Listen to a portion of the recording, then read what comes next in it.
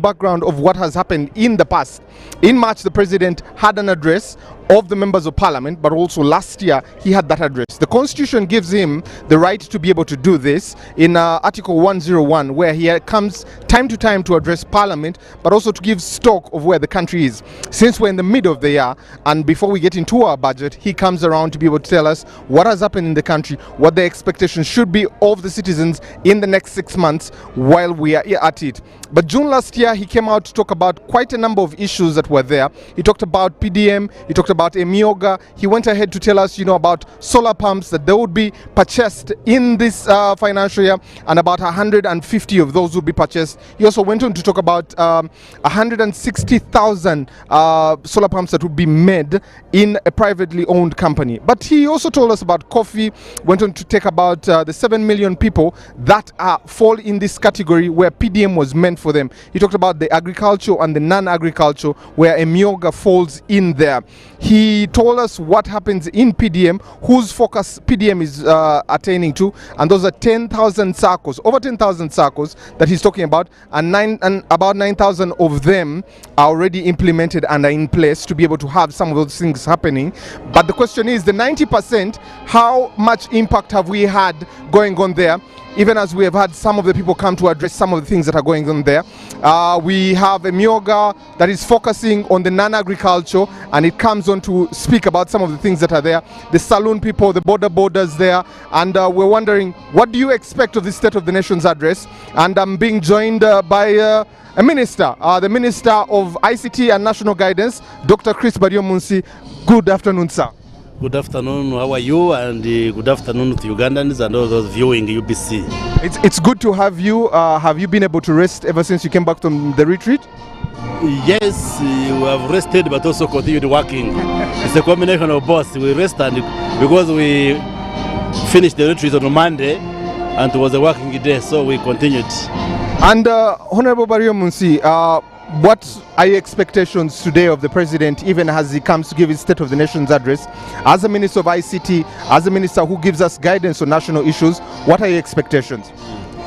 Well, first of all, it's important to know that this is a constitutional obligation, a constitutional command on the president, that every time a session of parliament is starting, he has to address parliament through what we call a State of the Nation address. And since this term began, he did it last year. Now we have spent 2 years, so this is the second one that he's going to make. And therefore, he will be giving us an accountability of what the government has been able to achieve in the last 1 year. But he's also at liberty to extend backwards because he's the NRM leader, he's our president, who has been in power for some time, and therefore he can stretch his address to even activities which were carried out a long time ago, since NRM came, up to where we are now.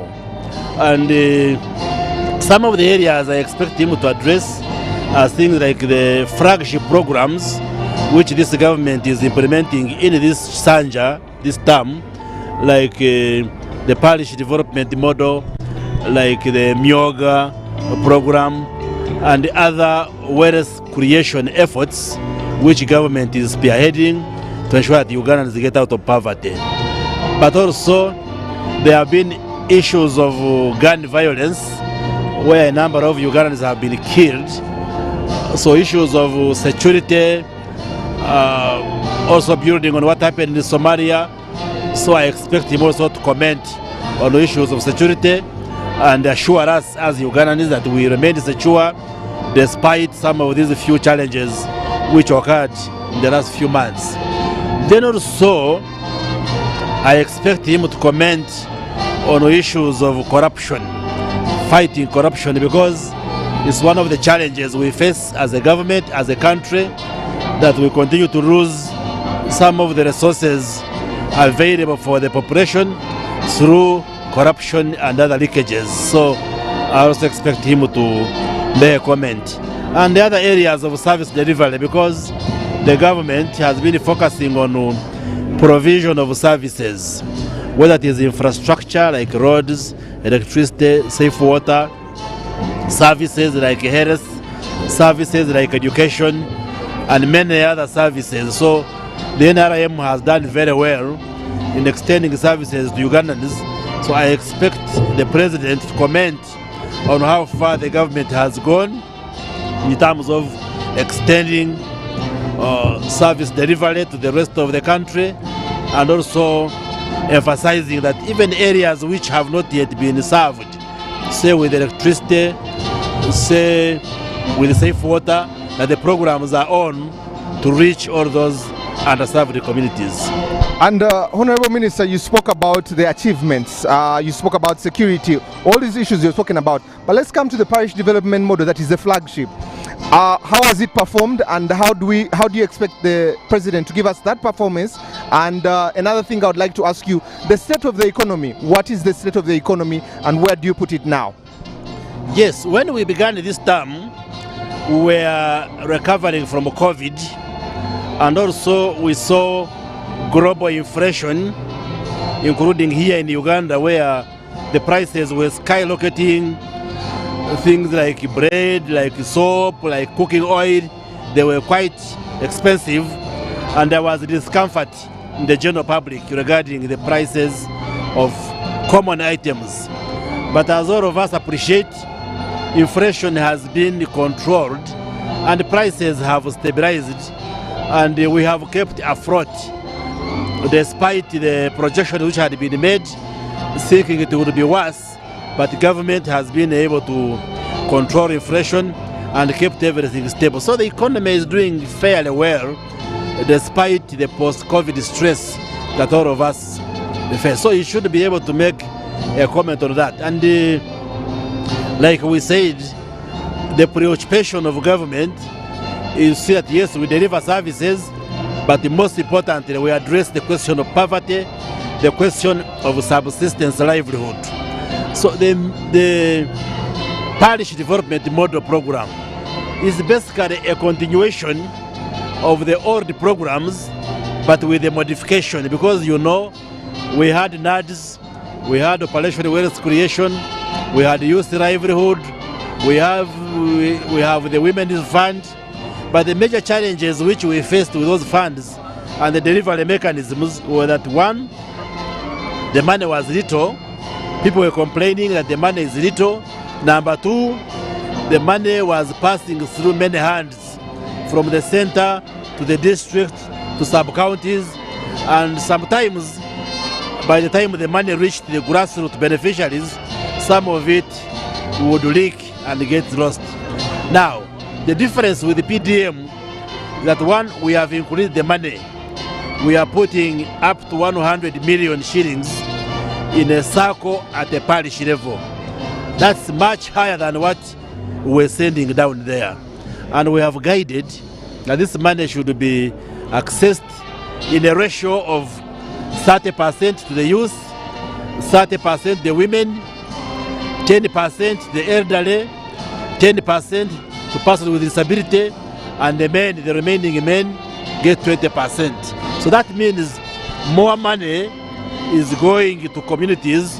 The youth will get more money, the women will get more money, PWDs get more money, the older persons will get more money than how the arrangement was in the past. And also, they will be able to buy seedlings and planting materials on their own, different from OWC, where we would procure these items and send them when it is late or when they are of poor quality.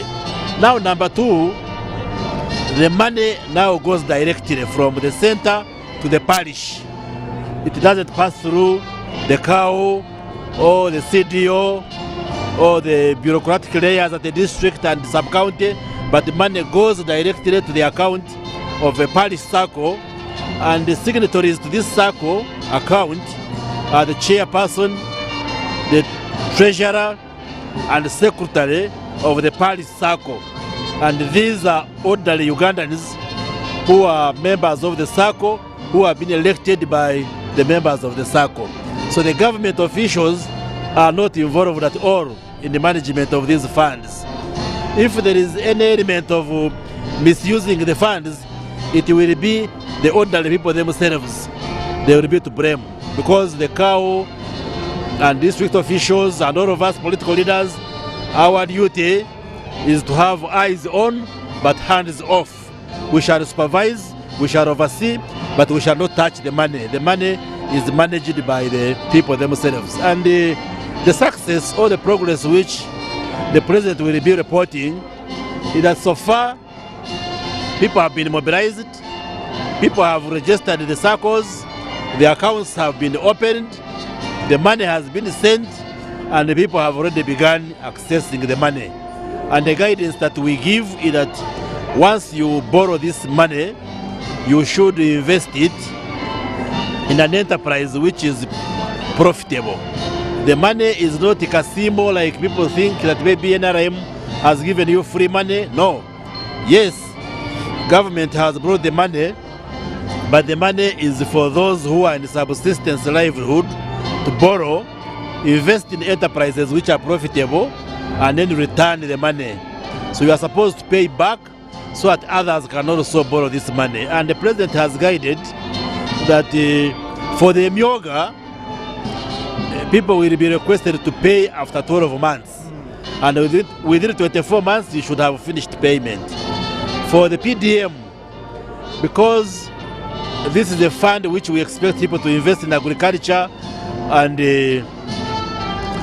maybe animal husbandry, areas like coffee growing, you require time for you to plant coffee and then harvest. So the president has guided that for those who will borrow money from the parish development circle, they should be able to pay back after 24 months, and in any case within 36 months. Okay. So after 2 years to 3 years, that's when they can pay either in one installment or in different installments.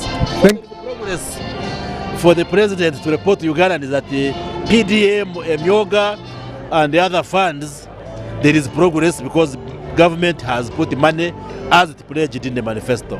Thank you very much, Honorable Minister, and I hope to see you after we've finished the State of the Nation's address, in case the President gives directives on your marching orders and you to tell us on. Enjoy your afternoon, sir. Thank you very much. That was Honorable Dr. Baryomunsi, and we were discussing especially the expectations of the President and what they will be doing. And he has given us a hint of PDM and the Myoga, the difference between the two. One is focusing on agriculture, the second one is focusing on the non-agriculture, that's saloons, restaurants, and we're wondering, you know, will this be able to satisfy you as a Ugandan, and does that money trickle down to you and I to enable us to get out of poverty, because it's the biggest one. I'm joined here by one gentleman that used to be the LC5 in Gulu town, Gulu city then, now Honorable Ojara Mapenduzi, an independent member of parliament. Good afternoon, sir. Good afternoon. It's good to have you. Good to have you too. You're very well? I'm good. I'm ready to listen to the president speak to the nation. So, how did you spend your recess, especially being that the second session ended and now you're coming in for the third session and this is your first sitting? Well, I've been busy with my people in Gulu, doing a lot of community programs, interacting with people, and also trying to, give them updates on what is going on and what Parliament is doing, and so it has been a busy period for me.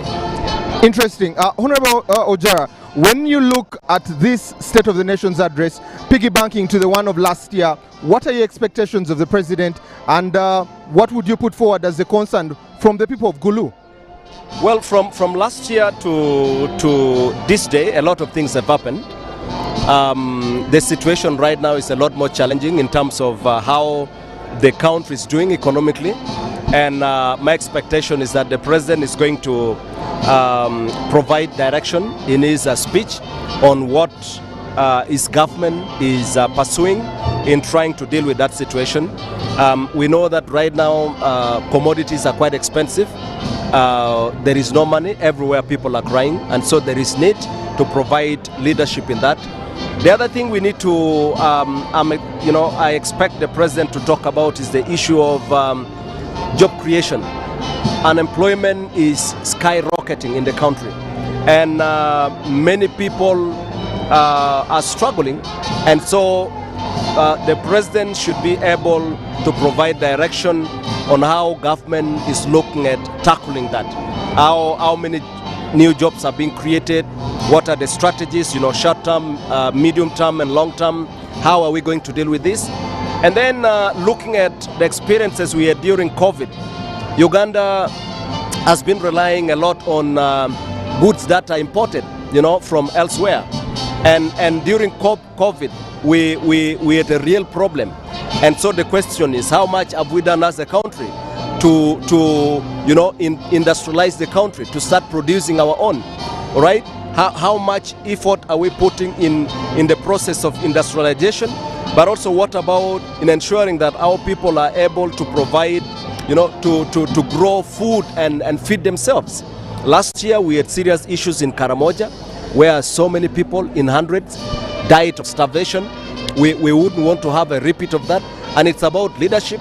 What is it that government is doing to make sure we don't have a repeat of what happened last year in Karamoja and other parts? But we're also having serious issues to do with climate change. The areas of Mount Elgon and elsewhere, every year they're having serious issues of disaster. What are the things that, because we should not keep on hearing this kind of thing. So there should be clear leadership given on how to tackle that long-term solution. But also we look at the question of,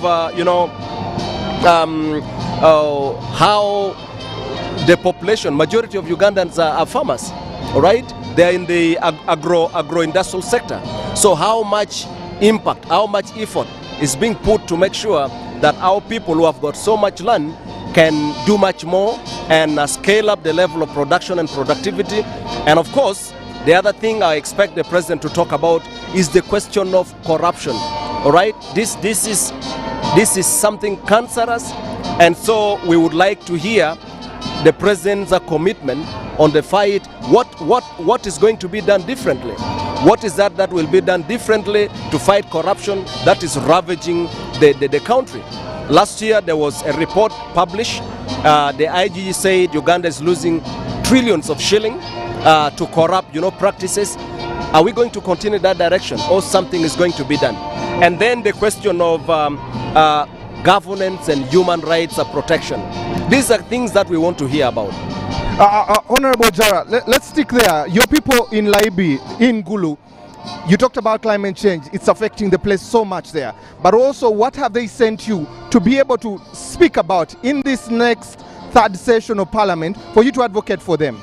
Well, I'll start with the question of what the World Bank published recently. World Bank recently published a report indicating that actually Acholi sub-region is the second poorest in the country. And Acholi sub-region, according to that report, stands at 72%. 72% of the population live in abject poverty, below poverty line. That is a big thing. So how are we going to deal with that? And that's part of what we have been pushing in Parliament through the different initiative, and we are pushing government to make sure that apart from the other intervention, whether it's PDM and all that, there should be proactive approaches in trying to address some of those challenges. So the people of Badege Laibi and the same as the people of Acholi sub-region need to be supported deliberately so that we address the question of poverty. Okay. Honorable Ojara, I have to release you to be able to enjoy the rest of your afternoon in this third session, but thank you so much, and I hope when I come up to Laibi I will be getting one of those scrumptious meals up there. God bless you and thank you. So that was Honorable Ojara and Mapenduzi who were discussing what's happening in Laibi. That's his constituency and what the people have sent him to be able to speak about. But I also want to tell you that the principal judge is here. The Speaker of Parliament has also shown up to be able to discuss some of these things here. The Deputy Speaker is here. They were exchanging pleasantries and the weather is beginning to change. But also we have come from the north. Let's switch to the west and be able to find out what's happening there. I'm joined by the Member of Parliament for Shema and Member of Parliament Honorable Kateshumbwa to be able to discuss, Dixon Kateshumbwa, to be able to discuss what's happening in Shema. Good afternoon, sir. How are you? How are you? It's good to have you. So, what are your expectations of the president this afternoon, Honorable, and what have the people of Shema sent you to tell the people in Parliament in this third session? Well, we expect the president to talk about the successes we have had in the last 1 year since he addressed us in the areas of the economy and some of the challenges and how his government intends to deal with them. Of course, there are other current issues where we expect the president to address the nation on matters of security. We know what has just happened in Somalia, the current backlash over the law we have had. So it is an opportunity for him to update the country and tell us what to expect in the next year. And I believe that we are looking forward to the speech. And you talked about the economy. From the people of Shema, how is the economy situation there, and what have your people told you after this recession to be able to present in this third session of Parliament? Well, the current challenges in the economy are all known. We are hoping that in the next 1 year, the focus of government should be on how do we get the PDM properly implemented, so that people get into the money economy and get money in their pockets. The growth has not been as expected. We expected the economy to grow around 6%. It's grown around 5.3 now. So we want to see how would the government encourage people to be more and more productive by making sure that the programs which productive programs where they have invested get down to the people and make people, more productive. We also, people of Shem also want to see government being more definite on issues of performance, whether it is local governments, projects being implemented, social services. We need to see more tasking of ministries, of relevant agencies in implementing these programs. If it is social services, if it is education, health, we want to see drugs being delivered in the health centers on time. We want to see teachers teaching our children. We want to see extension of water, electricity. All these are issues that affect our people in Shema. And of course the budget will be read next week. Some of these issues will be addressed, but maybe the president might touch on some of these issues today. And sticking with you, Honorable, when you look at the people of Shema and you look at the service delivery, there's been a cry on health, on education. What do you think the president can talk about this, and what can be implemented to make the changes there? Well, first of all, some of the issues like health, we want the health centers upgraded. And of course we need efficient delivery of medicines as well as health workers to be there. These are issues that affect the common man. The issues of education, we have schools which have been, who are dilapidated, which need to be worked on. But for me, more importantly, is how do we get our people to make money? We need to see more people involved in commercial agriculture, get out of subsistence. We need to see more youth jobs being created. So all these issues that touch the people, and we believe that government, will show us, and together, Parliament, government, we find solutions that affect our people. Thank you very much, Honorable Dixon. I appreciate your time. That was Honorable Dixon Kateshumba, and we're discussing everything Shema. Also his expectations. We have come from the north all the way to the west to discuss what is there. He has talked about Emyoga, PDM. We also want to talk about the 4-acre project that the president has talked about there. What does that mean? Coffee, fruits, all these things that need to be done. And not just having the gentleman here, I'm also now joined by Honorable Ruth Nankabirwa. She's been in government. She has done a lot for us as a country. Let's find out how she is. Good afternoon, Madam Ruth. Good afternoon to you. How are you? I'm great. How are you? I'm very well. I wanted to ask your expectations of the president today, and what is your heart, especially for Ugandans moving forward, what they should be hoping for him to say today? Well, of course, the president cannot miss talking about the security and stability of the country whenever he's addressing us, because that is the foundation of everything. It's the foundation of development.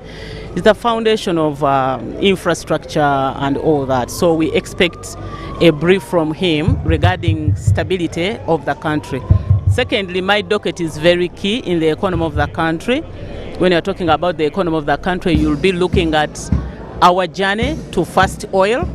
I expect the president to inform the country when we are expecting the first oil, of course by 2025, and also regarding power generation, transmission and distribution.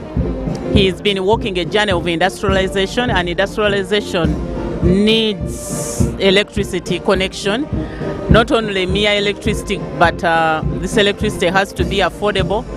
He may mention about our efforts we've done in making sure that we lower the tariff, but also to assure the country that we are moving on as far as generation of electricity is concerned, because you can't distribute what you don't have. You have to generate this power and then you distribute. Then also, on the mineral sector, the president has been critical on value addition. So probably I expect him to emphasize the point of value addition and the need for establishment of factories to smelt iron ore, that is, which is very key in infrastructure development and building generally. And this is where we see a lot of jobs created in the building industry, but we need iron ore so that we are able to smelt it and then add value and then get the iron bars and other materials that we use, and that also falls in my docket. Honorable, you spoke about power and tariffs, ESCOM and Umeme leaving, but also the tariff coming down there. What should Ugandans expect, especially in the next half of the year, from your ministry? And you've spoken about minerals. How do we get oil that Ugandans, Bubu is working, that the unemployment in this country is covered by your docket there? Of course, as far as electricity is concerned, we do tariff rebasing every January. We declare the tariff, and I'm happy to note that we have been lowering the tariff, although when you look at it, you may not feel the reduction, but generally, for us, we feel it. So we will be able to inform them every January. Then for the first oil, industrialization will come with job creation. Honorable, I have to Yes. visit that, but thank you so much for your time and enjoy your afternoon. We have been joined by His Excellency the President of the country, and he has just arrived for us to be able to engage and hear some of the things there. The session is going to begin, the first sitting is going to begin here in the third session of Parliament, and he is going to be giving us his State of the Nation's address. As soon as the Speaker of Parliament has invited him to be able to engage, he will give us his State of the Nation's address, his stake, but also his stock of what has happened in this country on the economy, security. Those are some of the areas we expect him to be addressing. So let's go straight to where he is and hear what is happening with the President's arrival. After he is met by the Right Honourable Speaker.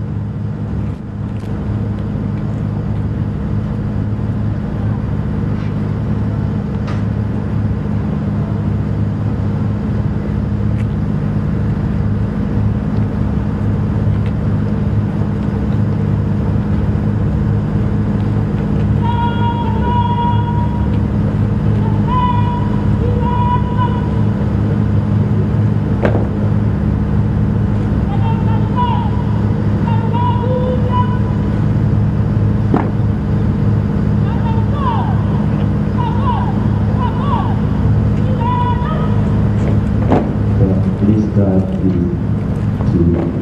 march off. They have gotten permission from His Excellency the President. Shortly, accompanied by music from the police band, they will march off the grounds.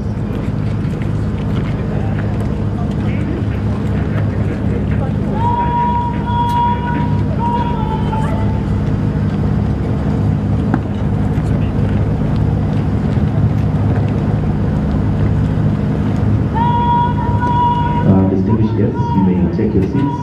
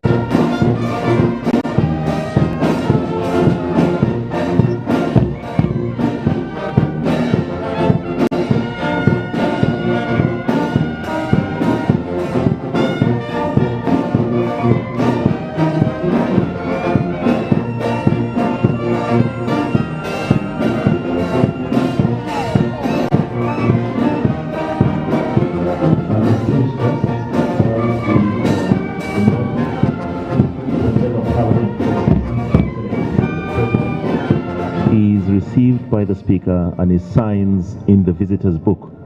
So His Excellency is signing the visitor's book, and thereafter the Speaker, the Deputy Speaker, and the Clerk of Parliament will come and form the Speaker's procession for the start of this first sitting of the first meeting of the third session of the 11th Parliament of Uganda.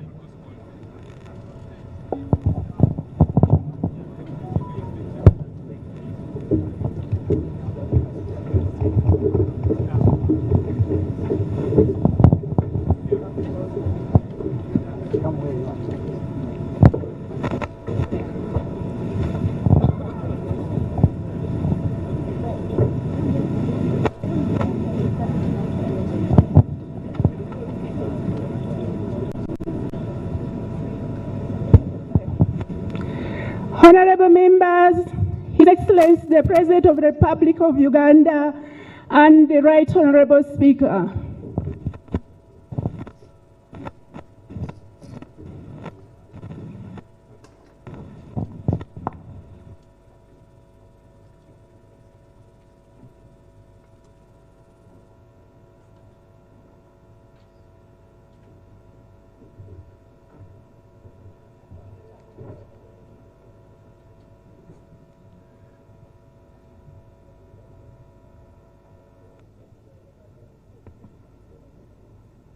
The anthems.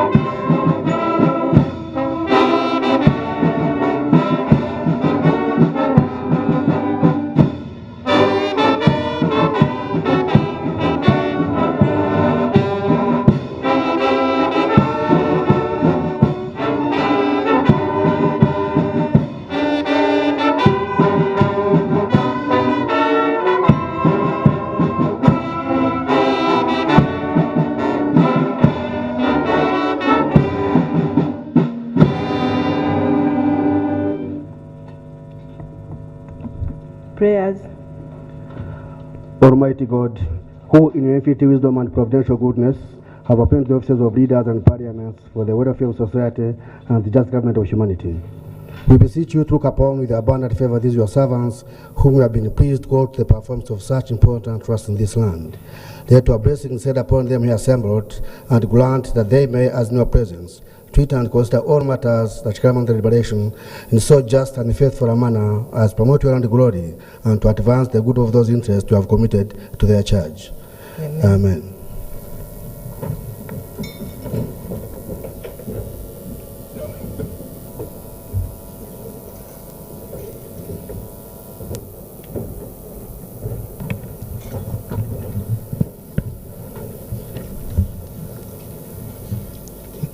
Proclamation by the Right Honourable Speaker of Parliament.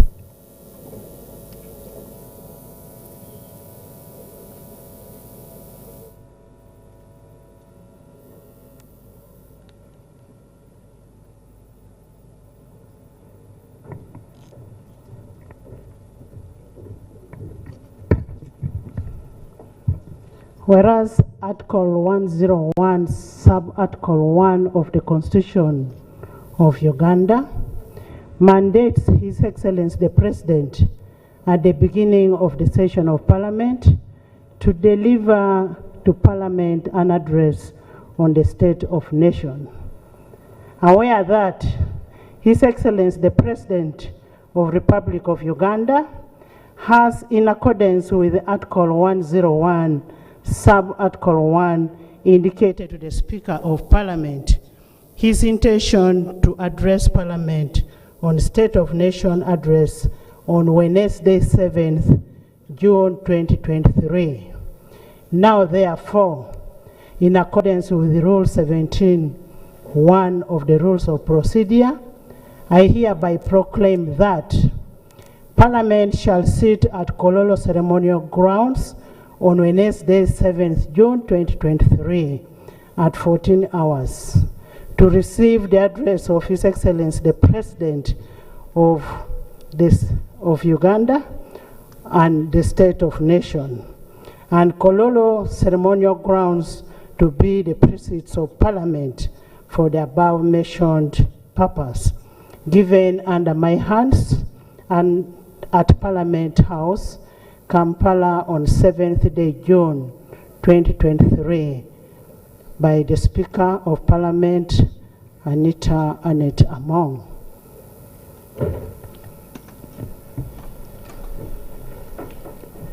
Item number 4, communication from the Chair. Your Excellency, the President of Republic of Uganda, the First Lady and the Honorable Minister of Sports, Mama Janet Kataha Museveni, High Excellency, the Vice President of the Republic of Uganda, the Principal Judge, Justice Flavian, representing the Chief Justice,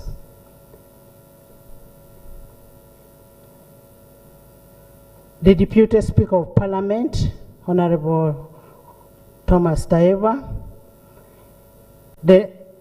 His Lordship, the Deputy Chief Justice, the Vice Chairperson of NRM Party, the visiting speakers, and the heads of the national legislatures of our East African countries, the Right Honorable Prime Minister of Uganda and leader of government business, the leader of opposition in Parliament, cabinet ministers, ministers of state, the Justice of Court of Judicature, Your Excellencies, the ambassadors, the High Commissioners, and the heads of diplomatic mission, my colleagues, the members of Parliament, and members of Parliament of other parliaments like DRC, the delegation from the Buganda Kingdom, led by OHT Professor Twaha, the traditional and cultural leaders, the senior public servants, distinguished guests, ladies and gentlemen, before I can say anything, I want to introduce the traditional leaders that are around. The traditional leaders, we have the Emormor of Teso, that is His Royal Highness Sir Paul Emolot. Can you just wave to the President? We have the Prime Minister of Busoga Kingdom, and that is Dr. Mubawala. You're most welcome. We also have the first Deputy Katikiro of Buganda Kingdom, Alhaji Twaha Kawase Kigongo. We have His Royal Highness Obara Robert King of Bwigwe. Your Excellency, allow me to introduce my colleagues, the visiting speakers. We have the Right Honorable Joseph Intakuri Mana, that is the Speaker of the East African Legislative Assembly. You're most welcome. We have Honorable Emmanuel Bugingo. He's a Chairman of Committee of Foreign Affairs and Cooperation in the Parliament of Rwanda. Welcome, thank you so much for coming. We also have Right Honorable Saguma. He is the second Vice President of the Senate of Democratic Republic of Congo. Most welcome. We also have a delegation of members of Parliament from Congo. Can you just stand up and wave? We have a big delegation from there. You're most welcome. Honorable members, I want to welcome you to this special sitting of Parliament, which marks the official opening of the third session of 11th Parliament. We are profoundly honored and immensely privileged to host His Excellency the President at today's sitting, during which we will receive the address on a state of nation, and this is in furtherance to Article 101, Sub-Article 1 of the Constitution of Republic of Uganda, 1995. Your Excellency and Mama Janet, you're most welcome to Parliament of Uganda. Honorable members and distinguished guests, we are happy to report that Parliament has continued to make significant milestones in promoting the peace, order, development, and good governance in the country as it is envisaged in Article 79, Sub-Article 1 of the Constitution of Republic of Uganda, through its performance in the mandate that is given to the legislature of oversight, legislation, representation, and appropriation. Your Excellency and honorable members, during the second session, we regrettably lost two members of Parliament of 11th Parliament. We lost Honorable Patrick Okabe, a former member of Parliament of Serere County. We lost Honorable Charles Okello Engola, the former member of Parliament of Oyam, former Minister of State for Labor and Employment Relations. In addition, the cruel hand of death also snatched other citizens, and these are notably the former member of Parliament of Rubaga South in the 10th Parliament, that is Honorable Kato Lubwama Paul. The former member of Parliament of Padier County in the 7th Parliament and former Minister of State or Public Service, Honorable Patrick Aloysius Okumuringa. Our gallant soldiers of the UPDF serving in the peace support operation in Somalia. The victims of landslides in the part of eastern and western Uganda. The victims of the road carnage and various accidents that are happening in the country. We convey our heartfelt sympathies and condolence to you, Mr. President, and to the people of Uganda at large. And the condolence is from Parliament of Uganda, and for the loss of these gallant sons and the daughters of Uganda. May we kindly rise up for and observe a moment of silence in their honor.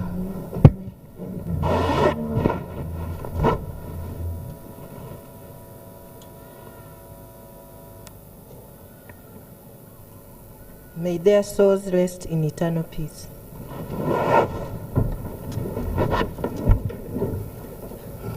Your Excellency, I take this opportunity to convey our most sincere thanks to you from Parliament of Uganda and to government for the invaluable support and cooperation that you've rendered to Parliament, and that has enabled us to execute our mandate without any hindrance.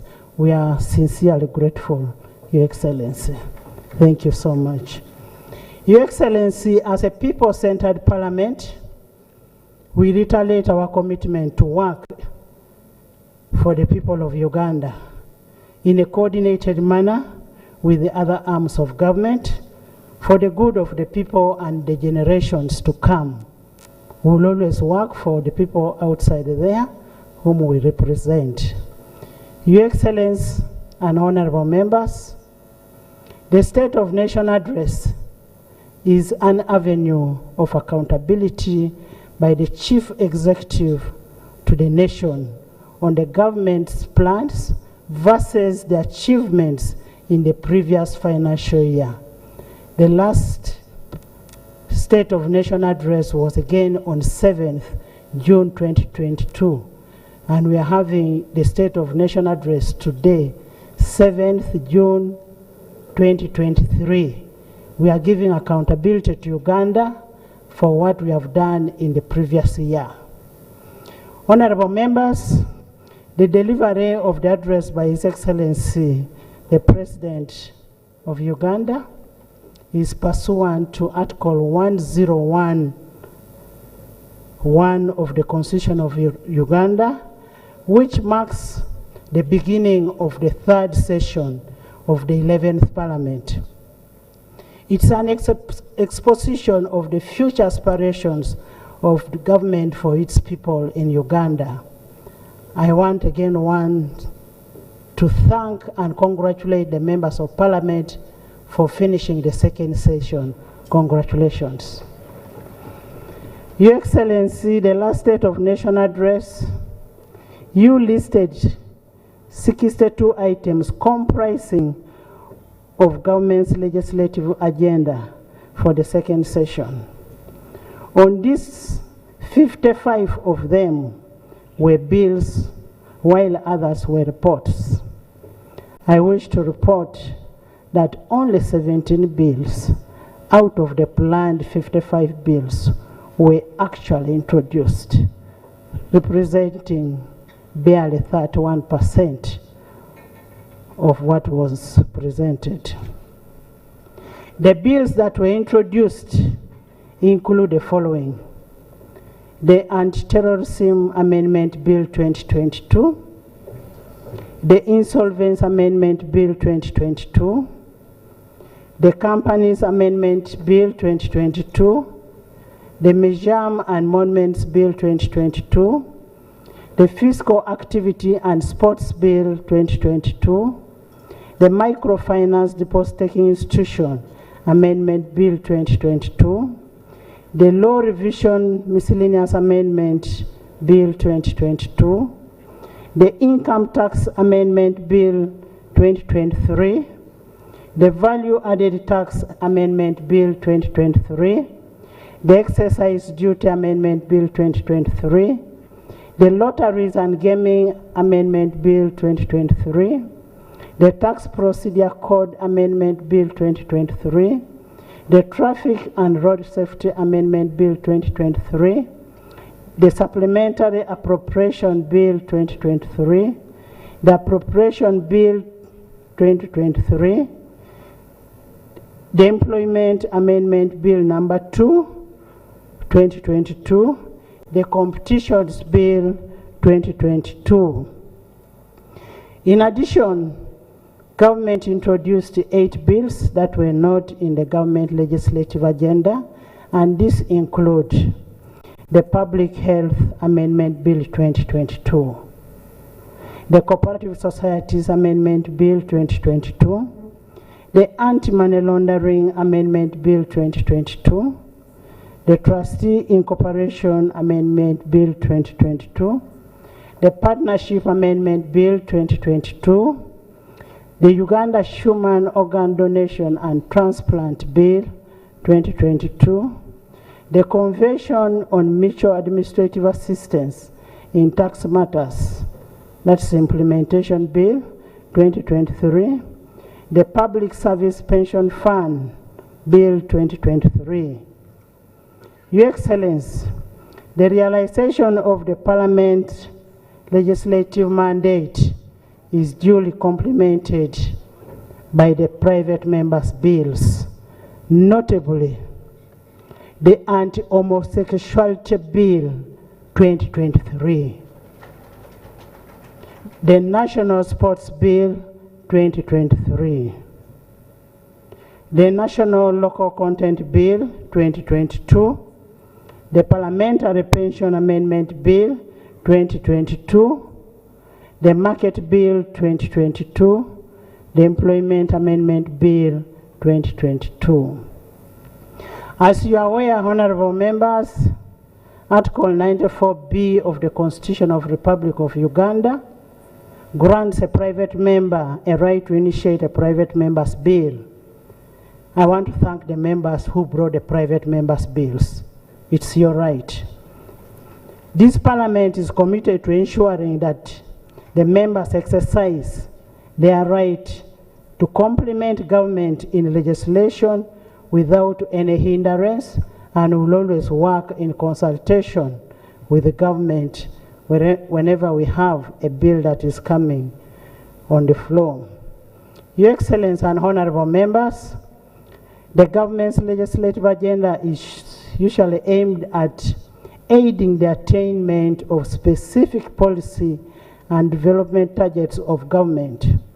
I therefore urge you, the leader of government business and the government chief whip, to ensure that the third session witnesses a better achievement of the government's legislative agenda, better than what we had in the second session. Your Excellency, as part of our accountability as legislature, I wish to report during the session of the 11th Parliament, we have held 105 sittings. We have enacted 38 bills. We have passed 39 resolutions, of which 10 were to grant leave to private members to introduce private members' bills. We've adopted 67 reports, concluded 3 petitions, debated 73 ministerial statements. We have considered 7 statements from members. We've also considered 7 statements from opposition. Your Excellency and the honorable members, the bills passed in the second session exceed the 23 bills that were passed in the first session by 15 bills, meaning you had an improvement in terms of the bills by 15 bills. Congratulations. This is a testimony of the efficiency and effectiveness of you, the 11th Parliament. Distinguished guests and gentlemen, some of the critical pieces of legislation that has been passed in the second session of the 11th Parliament include the Anti-Homosexuality Bill, which is now an act, the Market Act 2023, the Human Organ Donation and Transplant 2023, the Law Revision, that's Miscellaneous Amendment 2022, and the Competition Act 2023. All these laws seek to address the needs of the society in pursuit to better living, development, and prosperity. Your Excellency and honorable members, the Anti-Homosexuality Act has by far elicited the most attention and debate. I wish to reiterate that as representatives of the people, we legislate to the best interest of our people that we represent, as envisaged in Article 1, 79, and 31 of the Constitution of the Republic of Uganda, in protecting the sanctity of family as a bedrock to our God-fearing country. Honorable members, we want to thank you for standing firm in defending our cultures, our values, and the traditions as per the aspirations of our people and prescribed in Objective 19 and 24 of our national objectives and direct principles of policy state. I therefore want to congratulate all those members who supported this bill now, which is an act. Congratulations. In the same vein, with the humility, Your Excellency President, I want to thank the President of the Republic of Uganda, who is none other than General Yoweri Kaguta Museveni, for his steadfast action in safeguarding the interest of Ugandans and withstanding all the pressures in a bid to preserve our national interest and abiding by our national motto, which says, "For God and my country." Thank you so much, Mr. President. We also want to thank the First Lady and the Minister of Education and Sports, Mama Janet Kataha Museveni, for propagating the Christian values and encouraging the President in executing his mandate as a Chief Executive. Mama, we want to thank you so much because we know you believe in families. As representatives of the people, we sincerely thank the people of Uganda for their prayers and entrusting us to legislate for them, and now encourage the task.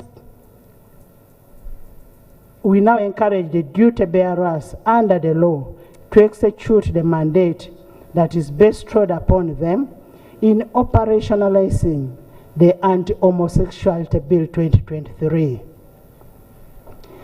It is now their duty to enforce the law in a fair, steadfast, and firm manner without fear or favor, for the good of Uganda, for the good of our cultures, for the good of our traditions.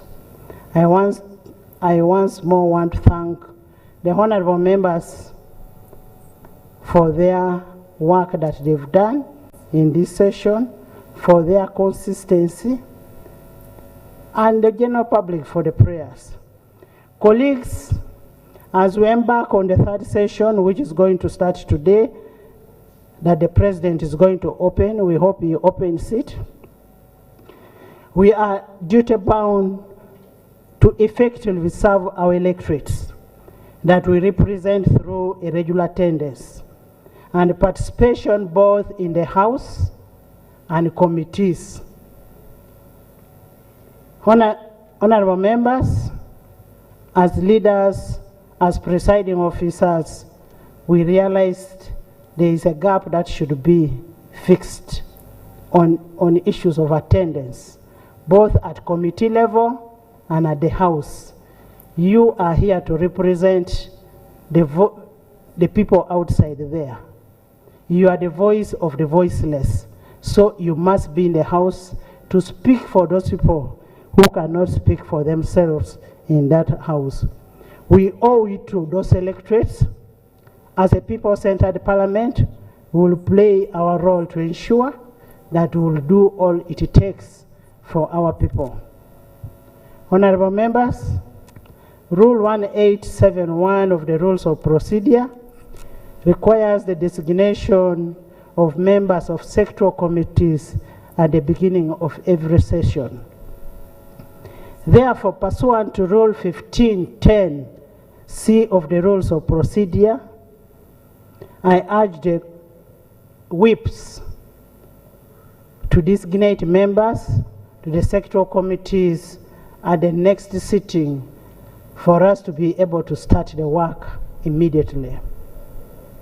Distinguished guests and gentlemen, ladies and gentlemen, our expectation of the third session remains as high as ever, and we urge all the members and staff of Parliament to exercise diligence, dedication, and work at all times for us to achieve what we want to achieve in the third session. Honorable members, I would like to remind you on Rule 10(4)(a) of our Rules of Procedure that states, the President, while occupying the chair of state, may make a presidential statement which shall be heard in silence and not followed by any comment or question. I am repeating. The President, while occupying the chair of the state, may make a presidential statement or address which shall be heard in silence and not followed by any comment or question. I therefore implore you to abide by the rules so that we all benefit from His Excellency's address. You will have an ample time as members of Parliament to debate on the address of the President. Similarly, the leader of opposition will have an opportunity to give a reply on the State of Nation address. So we'll hear from the President and we'll listen in silence. I say all this for God and my country.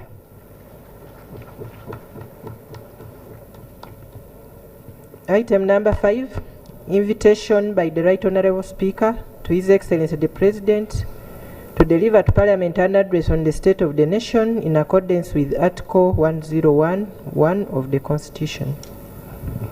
Your Excellency the President of the Republic of Uganda, it is your mandate under Article 101, Sub-Article 1 of the Constitution of Uganda, 1995, to deliver to the country a State of the Nation address, the purpose of which this House has convened here today. I now take the singular honor and privilege to invite you, Your Excellency, to address the August House and by extension to address the country. You are most welcome.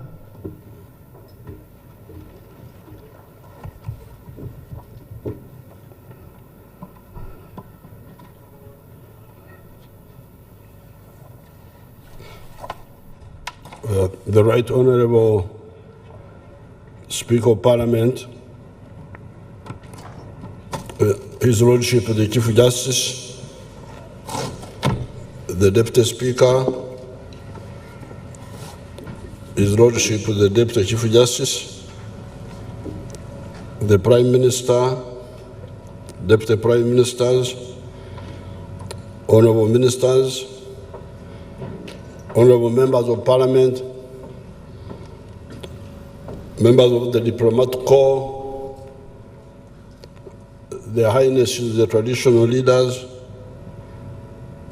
distinguished guests, ladies and gentlemen. In fulfillment of the constitutional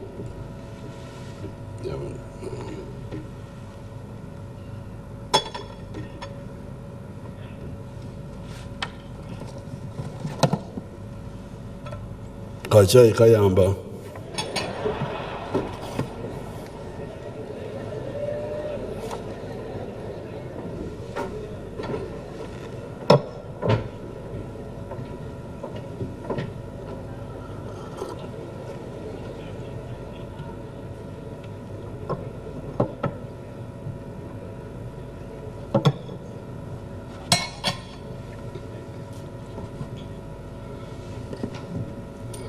In fulfillment of the constitutional requirement under Article 101, Clause 1 of the Constitution of the Republic of Uganda, I am here to deliver the State of the Nation Address 2023.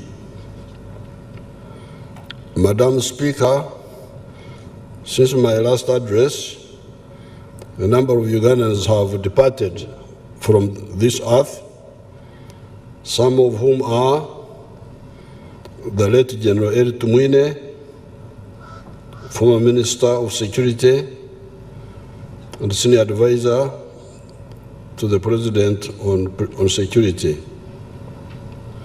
the late Justice Ruby Opio Aweri, former judge of the Supreme Court of Uganda, the late Dr. Paul Kawanga Simogere, former president of the Democratic Party, the late Honorable Charles Okere Ngola, former state minister for labor, the late Bishop Patrick Okabe, former member of parliament for Serere County, the late Keith Mhakanzi, former permanent secretary, office of the president, the people who have died in the landslides, in the floods, and our soldiers who died in Somalia. I want to thank Right Honorable Speaker. She has already asked you to stand up to show respect to the departed, so I will not repeat it. That one is already done.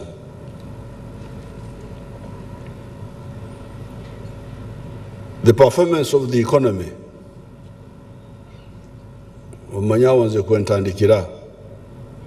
I start with the economy.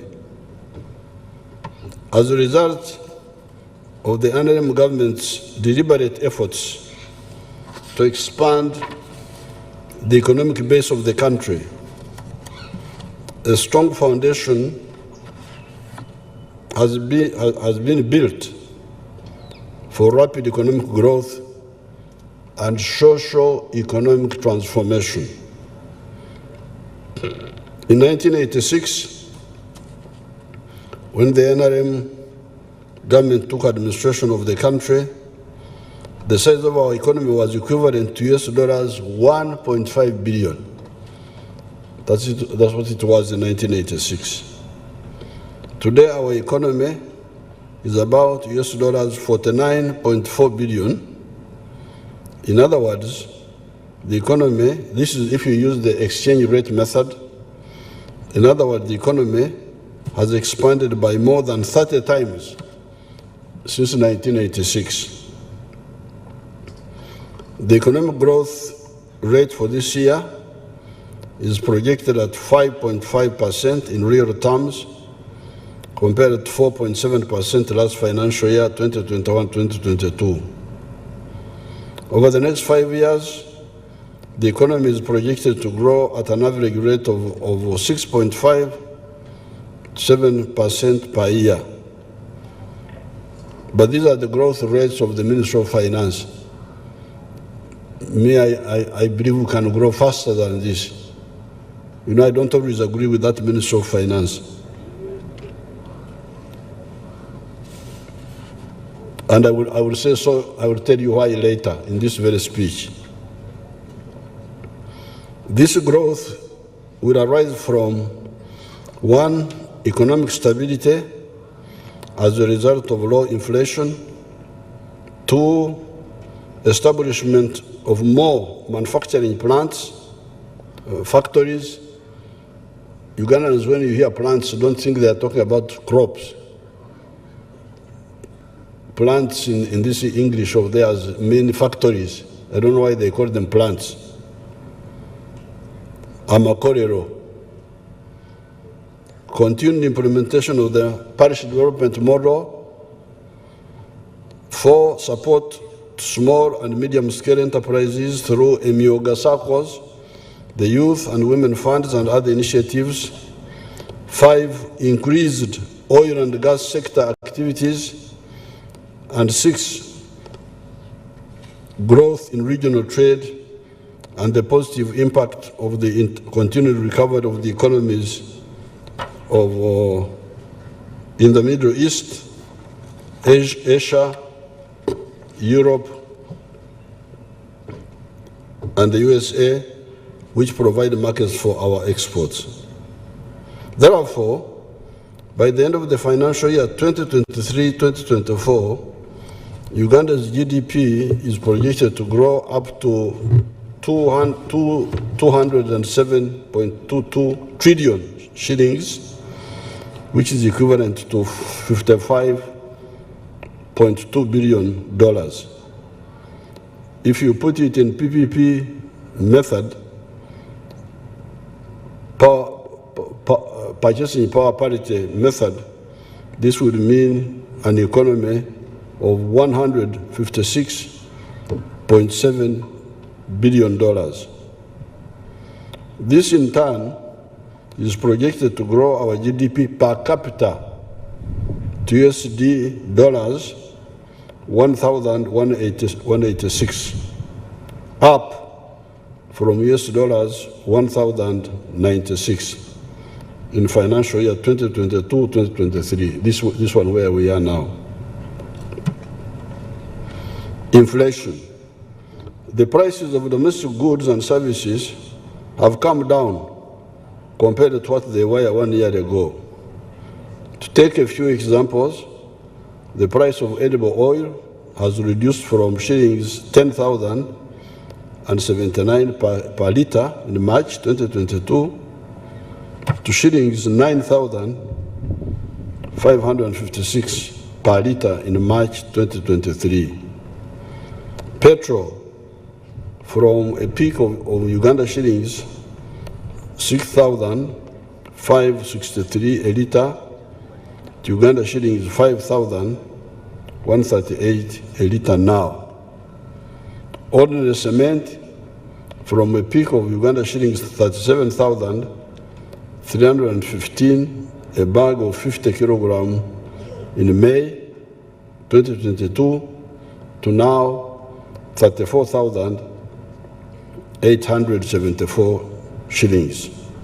Therefore, we have defeated the rapid increase in prices of both consumer and production prices.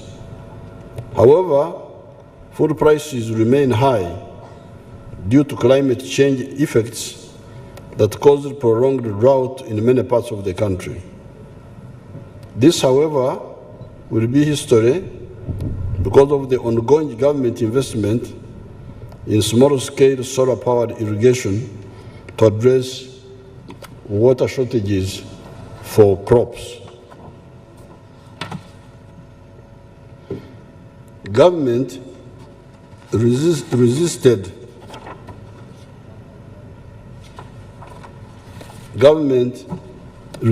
price controls and subsidies when prices went up sharply. You know, there are always those pressures for populist, cheap actions which are very dangerous to the stability of the economy. This is because these kinds of measures are not sustainable and they instead introduce distortions in the economy. They bring about the old habits of smuggling, magendo, and can result in shortages of goods in the market. This happens when some rich business people hide consumer goods to cause artificial shortages in order to benefit from higher prices. Some countries gave subsidies or controlled prices of some essential commodities, such as fuel, bread, wheat, etc. We do not believe in subsidizing consumption, such as subsidizing petrol for people to drive to nightclubs. I cannot subsidize fuel so that people drive more to the nightclubs. If they want to go to the nightclubs, they go there at their own cost, the cost of their pockets. However, if prices are distorted by some non-economic factors, such as the sanctions by the West on account of the war between Russia and Ukraine, for inputs into production such as fertilizers, it may be logical to look at subsidies. We are studying this. Our policy as government is to allow demand and supply forces to determine prices and incentivize production. However, on the issue of fertilizers, we shall either get a solution to stop the Western countries interfering with our supply of fertilizers, or we may have to look at subsidizing at least fertilizers. International trade. Export revenue of goods and services was $6 billion for the calendar year ending 2022, of which export of goods merchandise was worth $4.3 billion. For the 12 months to February 2023, we have exported 5.7 million bags, each of 50 kilograms of coffee, worth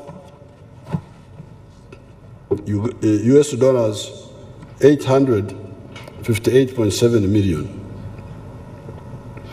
The fish we exported was $166 million. Beans, $132 million. Sugar, $146 million. Maize, $131 million. And industrial products worth $348.9 million. These were exported mainly to the regional markets. All this has been possible because of the NRM's efforts to grow and diversify the economy. Export of services was worth $1,776 million, or $1.8 billion, of which tourism was $1,047 million. And this was equivalent to 59% of all the services export receipts. This shows the huge untapped potential in the tourism sector that the government is working in partnership with the private sector to harness. Regional integration efforts and promoting intra-African trade are taking root. Uganda now exports more to Africa than to the rest of the world, with 86% of our exports going to Africa in the 12 months to February 2023, and 57% to the East African countries. What we need to intensify as Africa is to build regional infrastructure to improve connectivity within the region and reduce trade transaction costs. This way, we shall be able to pull our populations out of poverty much faster, because we shall attract more investments. On foreign direct investment, Uganda's investment climate remained competitive in the region and globally. Because of this, investors willing to bring their money and invest here have increased. This is partly due to the stable and sound economic policies and the prevailing peace and security in the country. Foreign direct investment, FDI, inflows to Uganda continued to recover and reached US dollars 949 million during the first 6 months of this financial year, 2022-2023.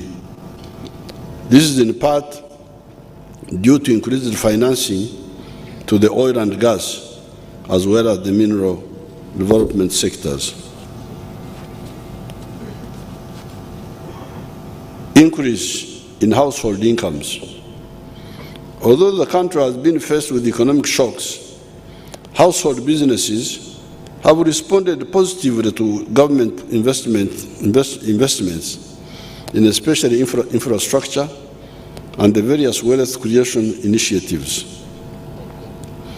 As a result, 60% of households have increased their incomes in the year ending December 2022 compared to 43% whose incomes increased in the same period a year ago.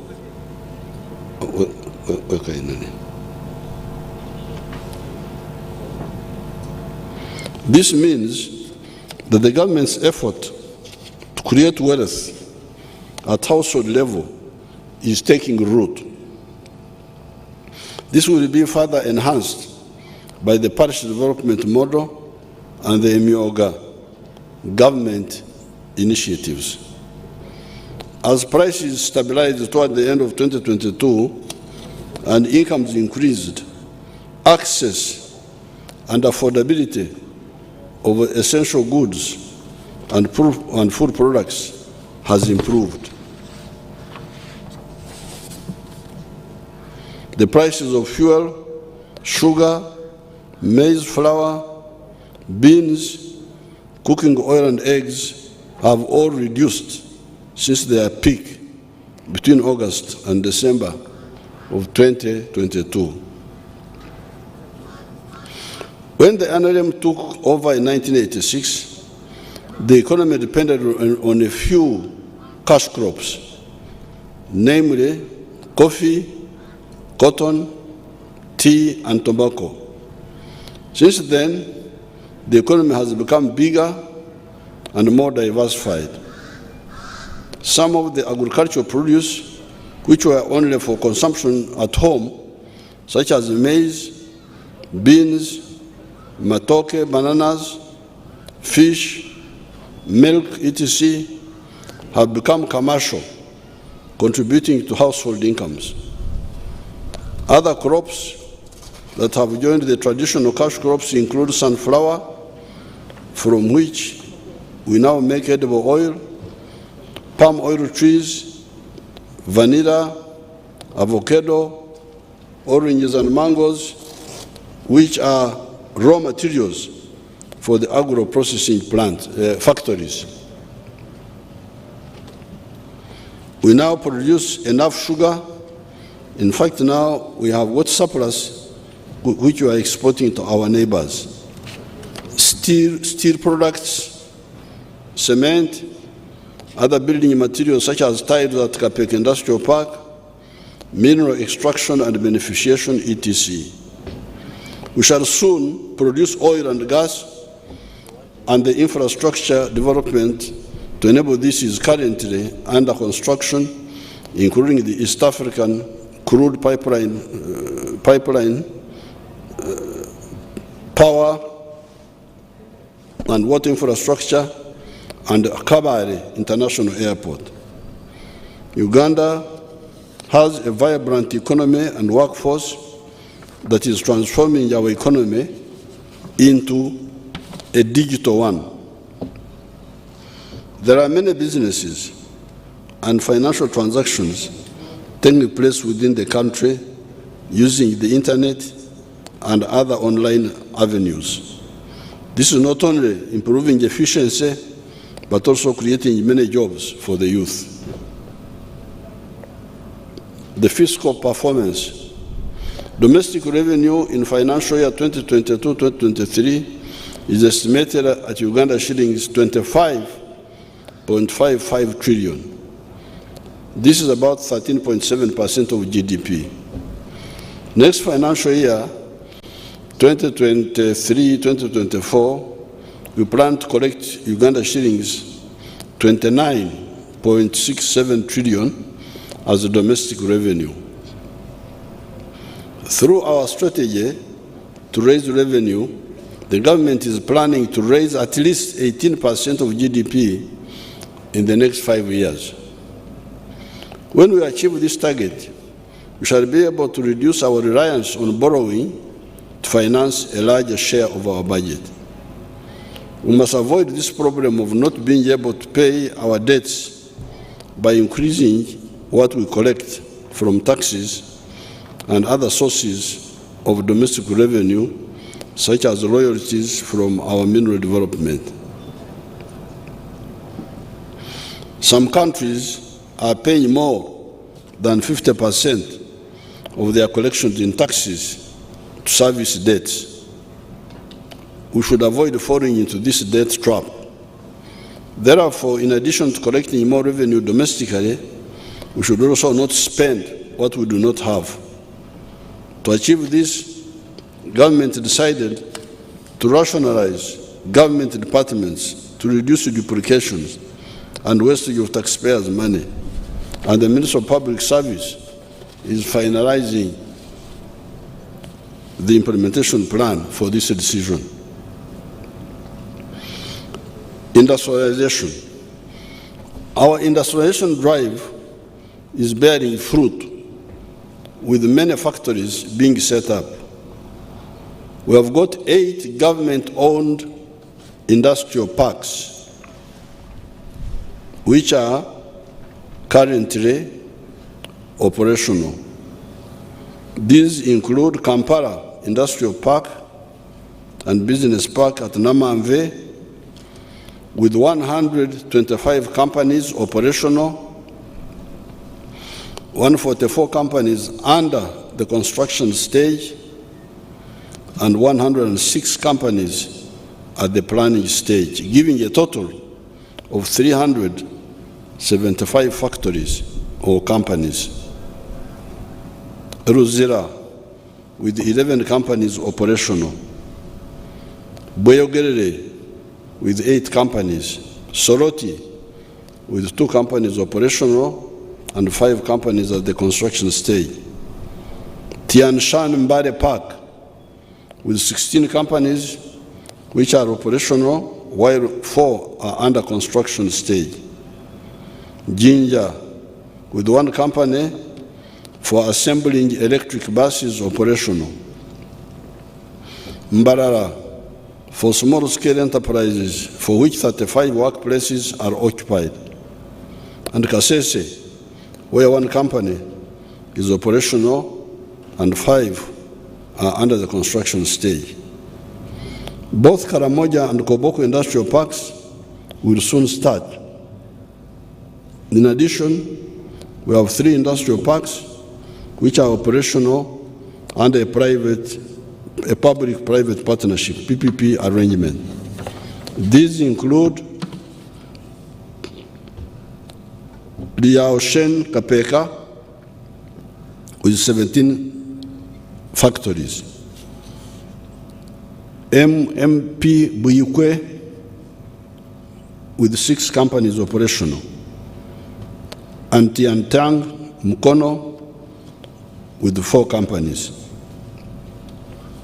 The total capital investment within the industrial parks so far is $2.93 billion, and 98,263 direct jobs have been created, with many more indirect jobs. In total, 226 factories are operating within the industrial parks, while 303 factories are either under construction or at the planning stage.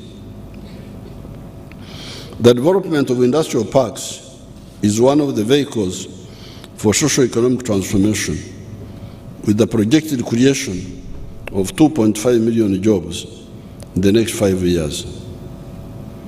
The factories in the industrial parks do not include the standalone factories owned and operated by many different investors. These are factories that belong to Mukwano and Mwana Group,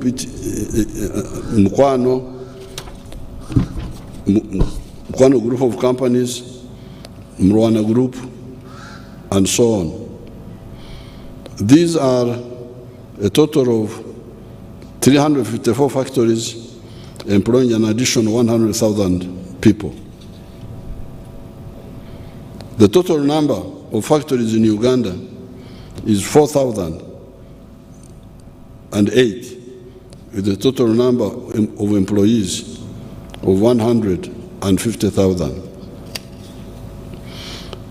We are committed, the partnership development model, we are committed to creating wealth and jobs by moving households from the non-money economy to the money economy. To achieve this goal, government launched the parish development model to accelerate socio-economic transformation. Using this approach, 39% of households which are currently in the non-money economy, the majority of whom are in subsistence agriculture, will move into the money economy. The parish development model will increase incomes, improve quality of life, and eradicate poverty at household level through modernization of agriculture, industrialization, improved services delivery, and using modern communication technologies. Through the parish development model, agriculture will be transformed from subsistence to commercial. This approach will organize and deliver public and private sector interventions for wealth creation and employment generation, using the parish as the economic unit for planning, budgeting, and service delivery. Therefore, the 10,594 parishes in the country would be the growth and service delivery units in the parish development model. Government has committed Uganda shillings 1,059 billion this financial year for its rollout countrywide. So far, parishes which established circles have received Uganda shillings 50 million each, benefiting 906 circles and more than 21,000 individual beneficiaries. Government will deepen the implementation of the parish development model beyond the financial inclusion pillar by maintaining disbursement of Uganda shillings 100 million per parish next financial year and in the subsequent years.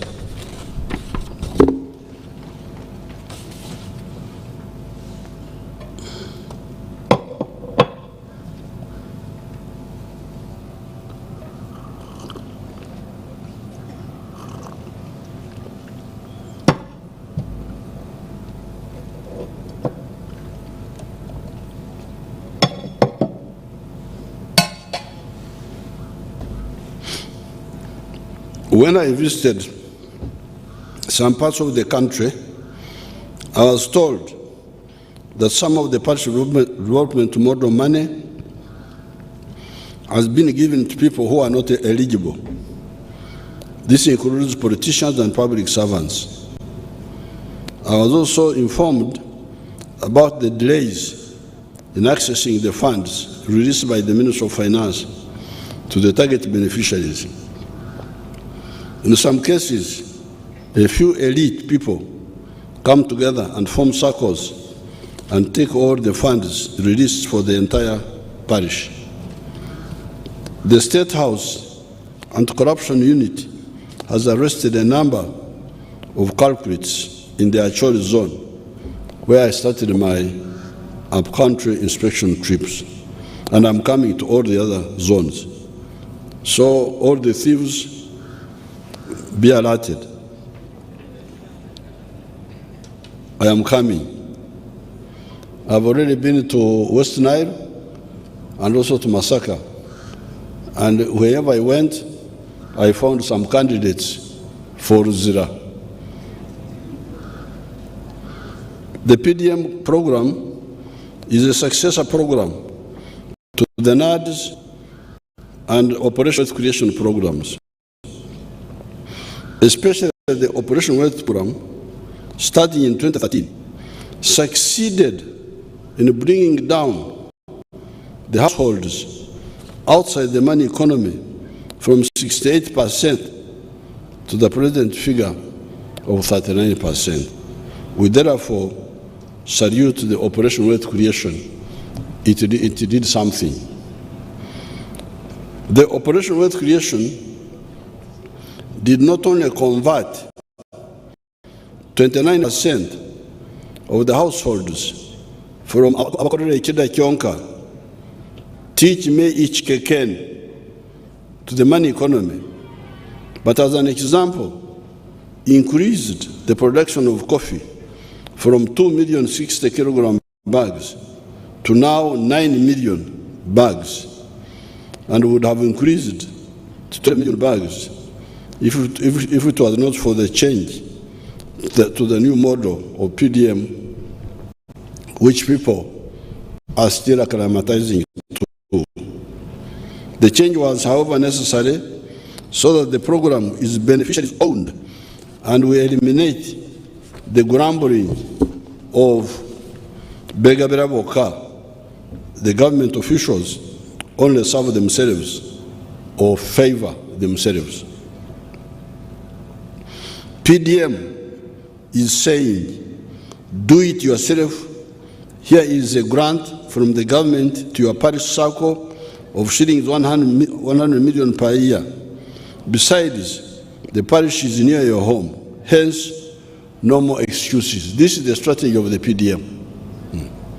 The money is there, cheap money, given to you, it's yours. Government doesn't want to take back that money. When you pay back, it remains in your circle. And the parish is near. It's not like the sub-county. It's not like the county. It's not like the district. So therefore, no more excuses by people who want to remain in poverty. About 3 years ago, about 3 years ago, I launched a wealth and jobs creation initiative for those who found it difficult and other lenders for non-agricultural enterprises. This initiative has been successful in mobilizing the youth and women in the informal sector in productive self-employment by increasing their skills, acquiring equipment, and accessing affordable capital. As of the end of December 2022, seed capital amounting to Uganda shillings 558.24 billion had been disbursed, had been paid out, benefiting 6,714 Emyoga circles and covering 1.9 million individual beneficiaries.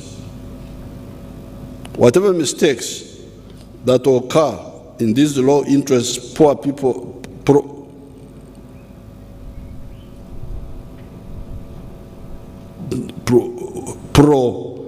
poor people funding efforts are correctable and are detectable. If you liaise with the public in your areas, like I've been doing with the public barazas in my recent trips up country. Agriculture. Agriculture sector as a whole contributed 24.1% of GDP. The sector grew by 4.4% in the financial year 2021-2022 as compared to 4.3% in the financial year 2020-2021. The value of agricultural exports registered a growth of 24% from US dollars 1,678 million in the financial year 2020-2021 to US dollars 2,000 million in the financial year 21-22. This growth was attributed to the increased volumes and quality of coffee, dairy, fish, and tea. Performance of selected enterprises. Coffee.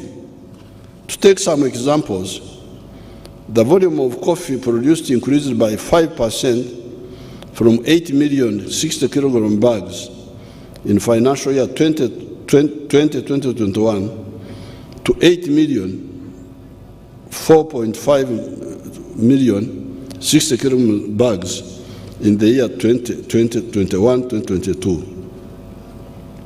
This is on account of government interventions such as generation and distribution of improved coffee variety seedlings, increased use of water for irrigation, and promotion of use of fertilizers. The volume of exports increased of export of coffee from 6 million bags, 6.1 million bags in the financial year 2021 to 6.3 million bags in the next financial year. That was an increase of 3%. The value realized from coffee exports increased by 58% from $544 million in 2020-2021 to US dollars 862 million in 2021-2022. Dairy, the milk. The production of milk increased by 193%.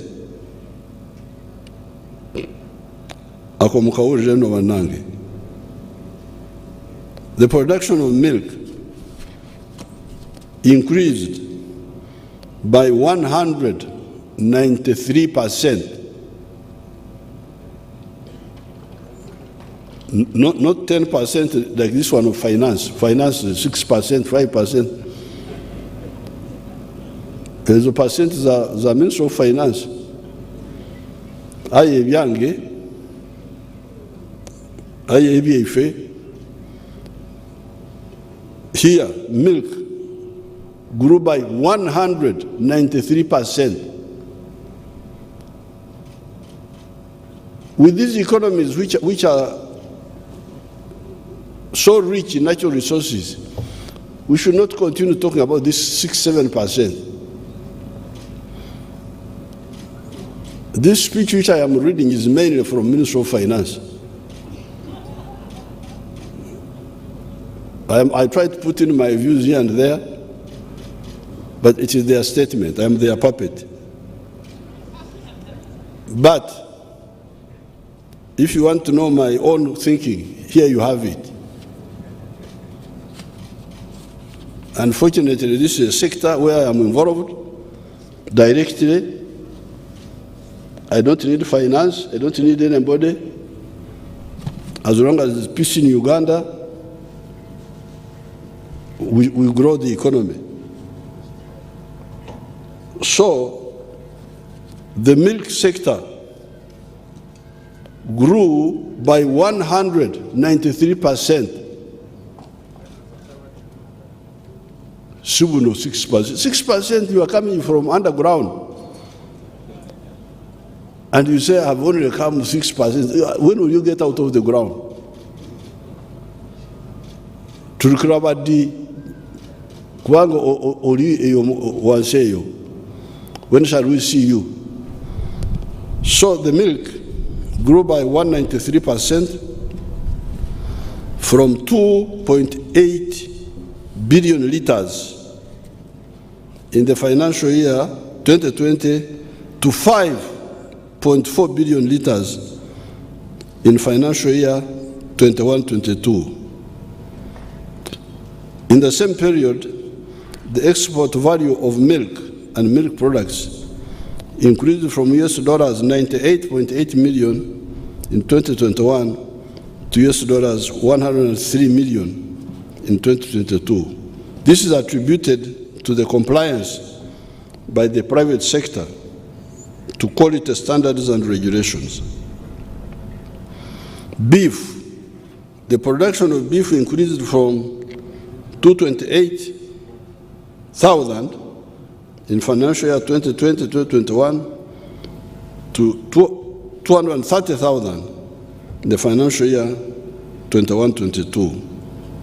In the year 2022, the amount of beef exported was 247,000, valued at 2.9 trillion shillings, as compared to Uganda shillings 1 trillion fetched in the year 2021. Fish, ebyenyanja. The total fish catches from all the water bodies increased from 621,000, valued at $1.8 billion,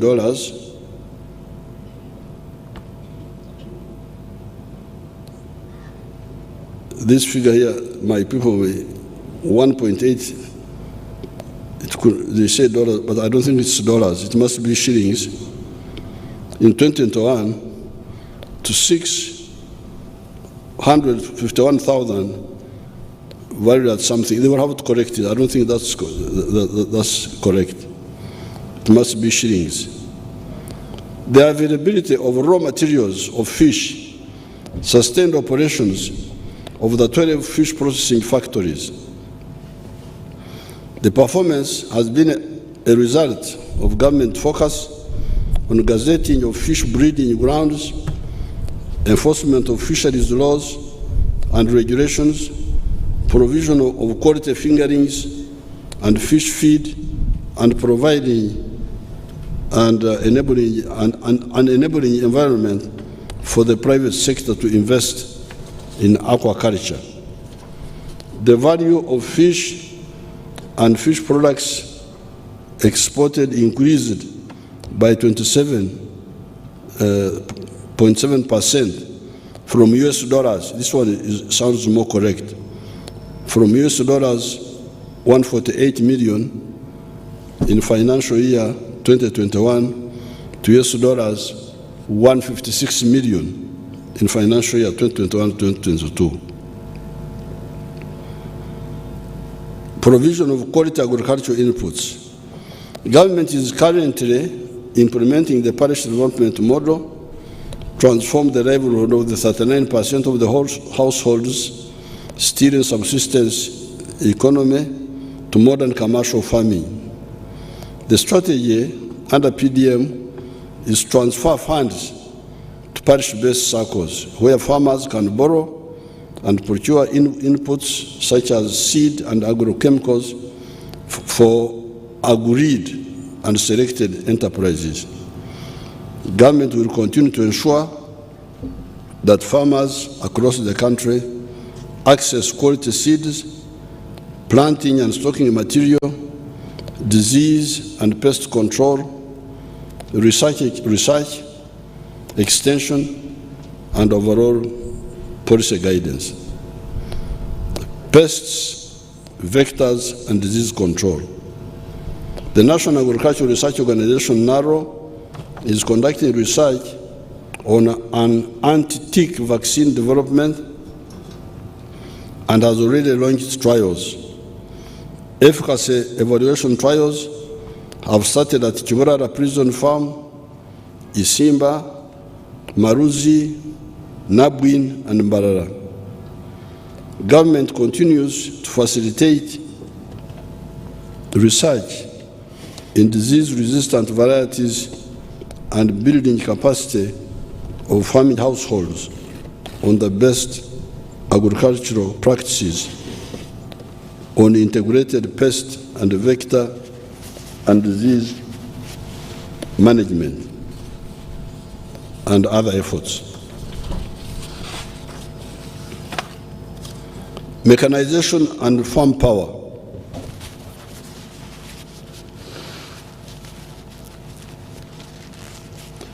Mechanization is critical to commercialization of agriculture. In the financial year 2021-2022, government procured additional 240 tractors and implements, bringing the total number of tractors procured by government to 655.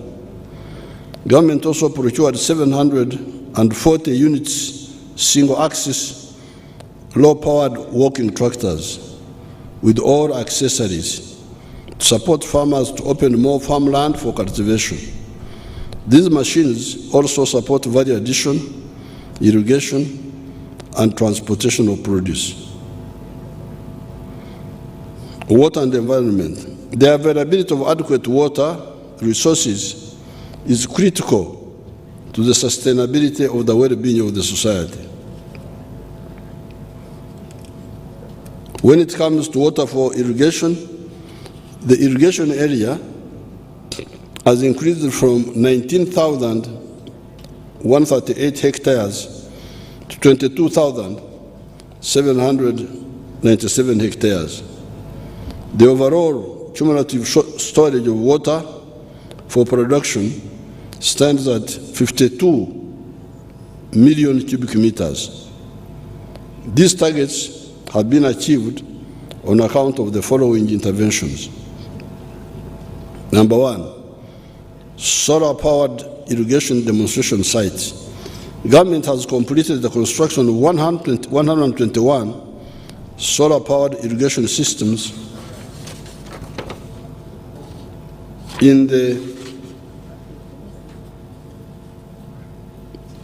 on individual farms, creating water storage capacity of 206 million liters, serving 42,000 livestock.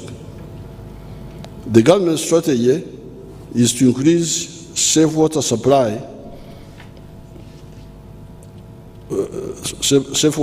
coverage for both rural and urban areas. This is for human beings. The current safe water coverage in rural areas is estimated at 70%, while the urban water access is at 72%. Out of 70,512 villages, 49,102 villages have been served with at least one source of safe water. To achieve the planned target to restore wetland cover back to 13%, government is implementing several interventions that include restoration of degraded wetlands, demarcation of wetland boundaries, and strengthening awareness and sensitization campaigns on conservation of wetlands, as well as providing alternative livelihoods for people that have been encroaching on wetlands.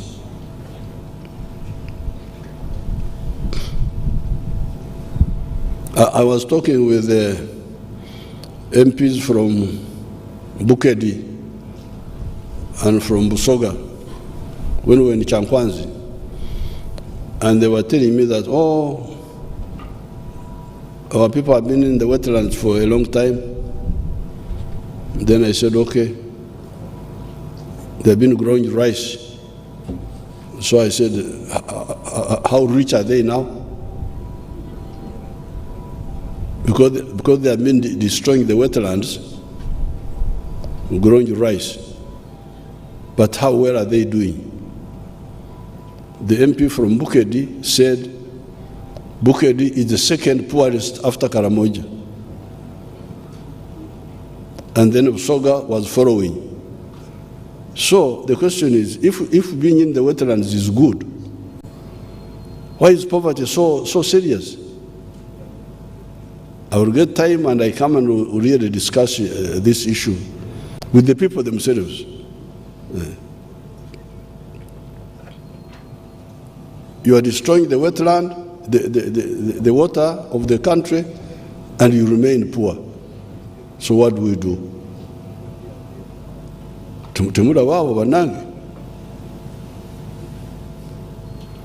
Floods. Floods have over the last 3 weeks been experienced in River Katonga and River Ruizi catchment areas, resulting in destruction of infrastructure and property such as roads, bridges, people's houses, disruptions to transportation of even death, as reported around River Ruizi in Mbarara.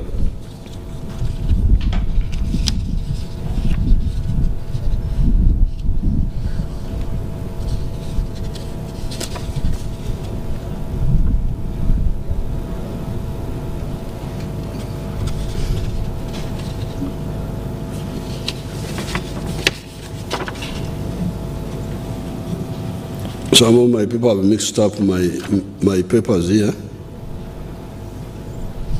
but I will manage them. They are put 21 before 20.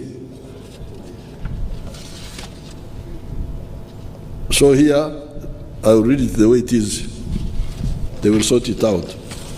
Here they are saying districts of Buweju, Bushenyi, Ibanda, Isingiro, Kabarore, Kamwenje, Kanu. So they are talking about irrigation. As a result, 2,373 acres have been added to the area under irrigation, enabling 14,961 farmers to produce cabbages, tomatoes, apples, onions, pineapples, watermelons, green pepper, etc. They are still talking about irrigation.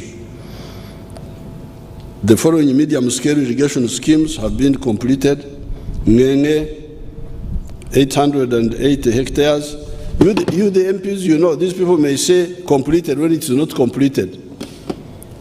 So this is an opportunity for you to help them. They say, Ngenge, you are now very all right.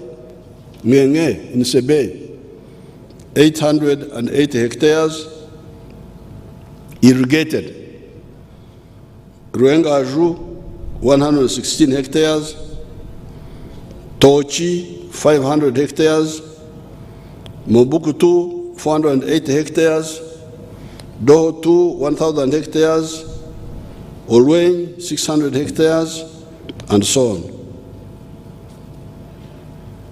Then they talk of communal valley tanks. Government has constructed 44 communal valley tanks in Nabiratuk, Kotido, Amdat, Kabong, Karenga, Soroti, Butebu, etc. This has created a storage capacity of 6.6 billion liters, serving 89,000 livestock. So then, this is where they mixed up. They put 20 after 21. This is not the end of the world.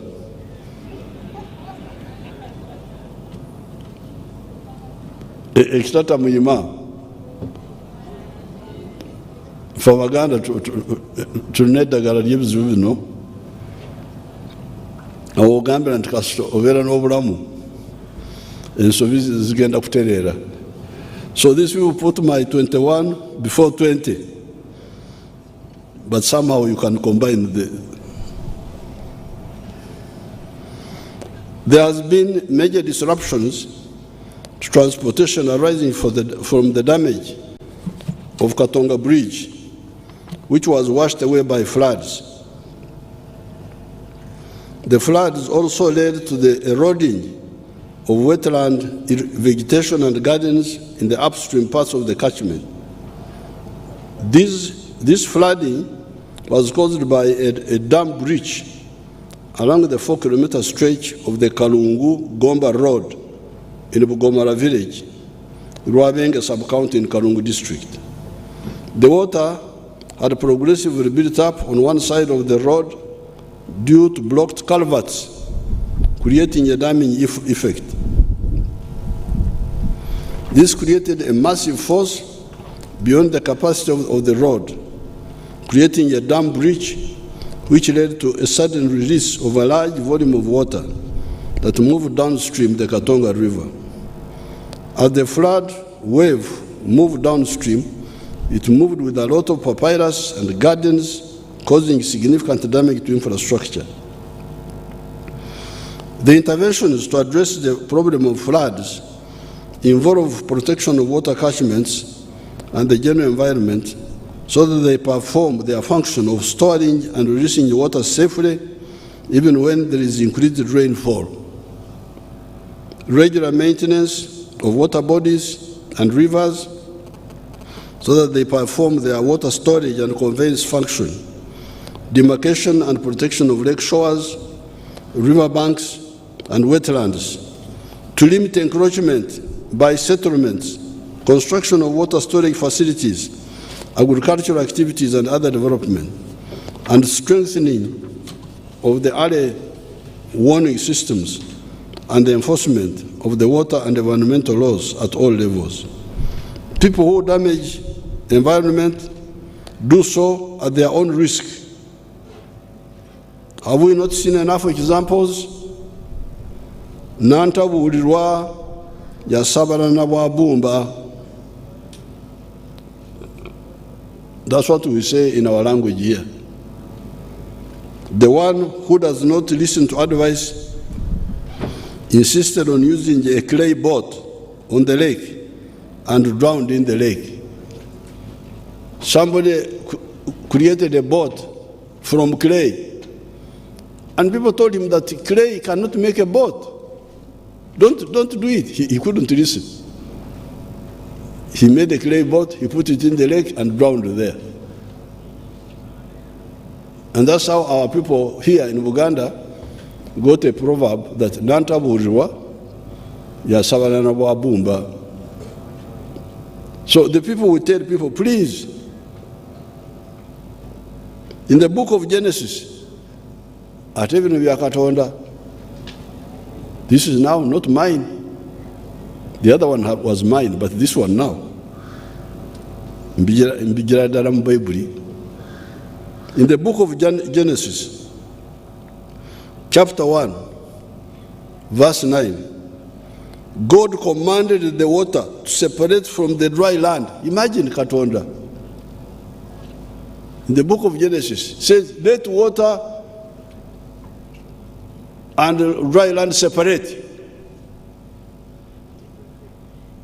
It says, then God said, let the waters under the heavens be gathered together into one place, and let the dry land appear.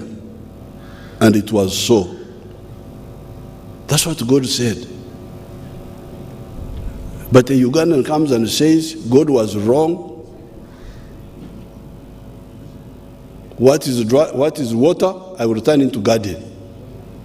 Uganda tebatia. God said this is water. And you say no, he made a mistake. We shall get time and talk. All the death from landslides, floods, etc. come out of rebelling against God. Rebelling against science. And rebelling against common sense. Water bodies and their miga is the Nyankole word for the edge of the water body, are not for human settlement. They are for water conservation. Priorities. Government approved the agriculture value chain development strategy, which recognizes that intervention and the partial development model will prioritize the following: guiding farmers on enterprise selection, ensuring adequate quantities and qualities of seed, breeding and stocking material, i.e. research and breeding. Number 3, ensuring sustainable high yields through control of pests, vectors, and diseases for crops and animals. Number 4, facilitating precision agriculture, i.e. water harvesting, irrigation infrastructure, and machinery. Number 5, provision of farm water, land opening, or provision of farm power, that is land opening, cultivation machinery, and assorted post-harvest and small value addition equipment. Number 6, ensuring that the materials planted survive through ensuring adequate farmer education and extension services. Number 7, ensuring that there is proper post-harvest management to avoid pre- and post-harvest losses.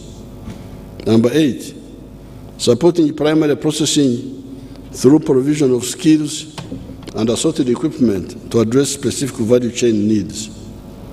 Number 9, supporting medium to large-scale, model, or extensive farmers because these create effective demand for the small-scale and intensive farmers. Tourism. Tourism is another area which has got significant potential for the economy. We have the best tourism sites, including our national parks of Chidepo, Maxon Falls, Queen Elizabeth, Lake Mburo, Elgon, Rwenzori, Chibale Forest, Bunyonyi, and many game reserves across the country. Uganda's tourism sites rank highly in international media outlets and global tourism agencies. Despite the global lockdown, we received about 500 tourists in 2021 and revenue of US dollars 530 million. The number of tourists coming here has recovered since the lifting of the COVID-19 lockdowns to 814,000 by December 2022 and earned us US dollars 1 billion in the calendar year 2022. To harness the tourism potential further, government is undertaking the following interventions in the tourism sector: ensuring security of the country and tourism sites. 2, construction of tarmac roads from Kitgum to Kidepo, 116 kilometers, Lake Bunyonyi, Kisoro, Mugahinga, 74 kilometers, Karenga, Kapedo, Kabong, 70 kilometers, Kisoro, Rubuguri, Muko, 65, which are soon starting. These are roads. Wildlife conservation, especially of Mugahinga, Lake Mburo, Semuliki, Chibale, Maxon, Chidepo, Katonga, Toro Semuliki, and Queen Elizabeth. 4, preventing the conflict between wildlife and human activities. 5, enhancing digital destination marketing using modern ICT online technologies. And 6, strengthening enforcement and adherence to tourism standards through a strict licensing regime for service providers in the sector. Achievements. Tourism directly employs a total of 1.5 million people in Uganda along the entire tourism value chain and contributes 6.7% of the country's GDP. In the year 2022, Uganda's national parks hosted 367,000 visitors, surpassing the pre-COVID-19 levels of 323,000 visitors recorded in the year 2019. 63% of these were domestic tourists. So you, the Ugandans, you are getting richer. The middle class are now visiting our national parks. I congratulate you. Mukuriko bwavu ate namwe mweyegaleko.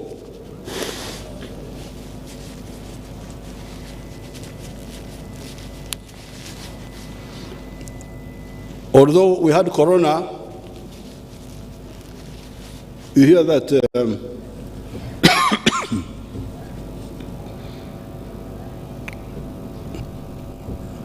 although we had corona, you see, that's why we need lubrication. Obulago wetaga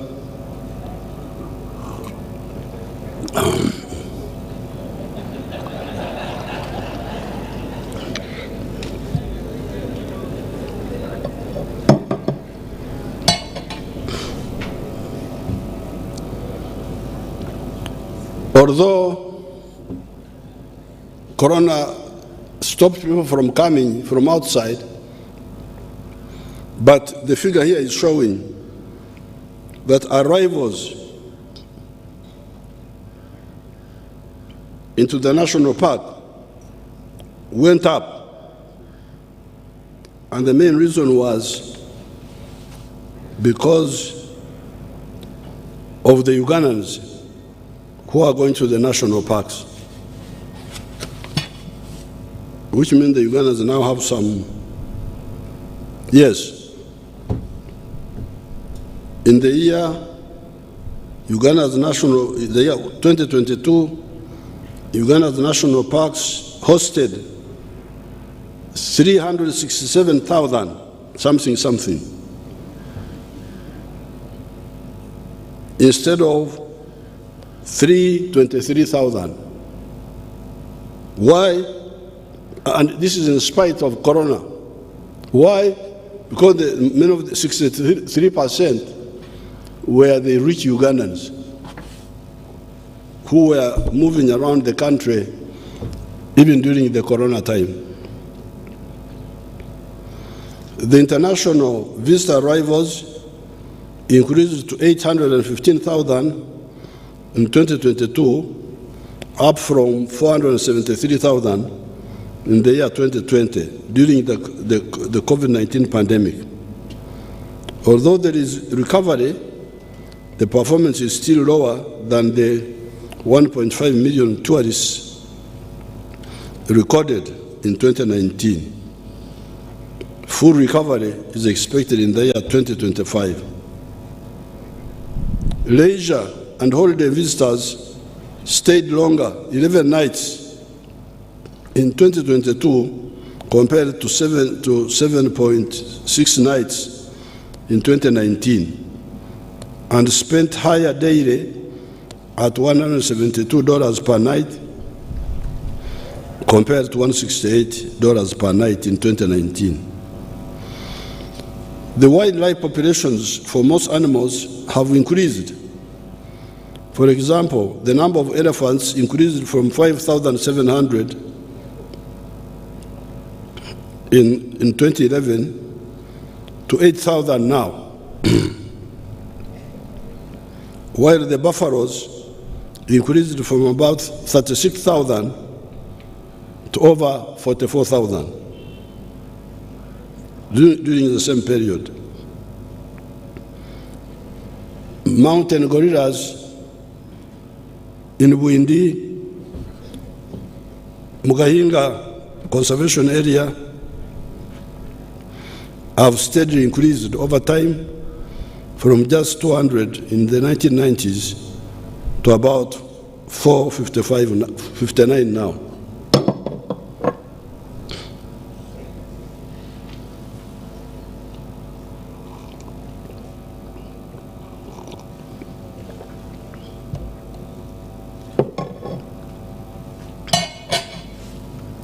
Infrastructure development. The total national road network now stands at 21,000 kilometers of roads,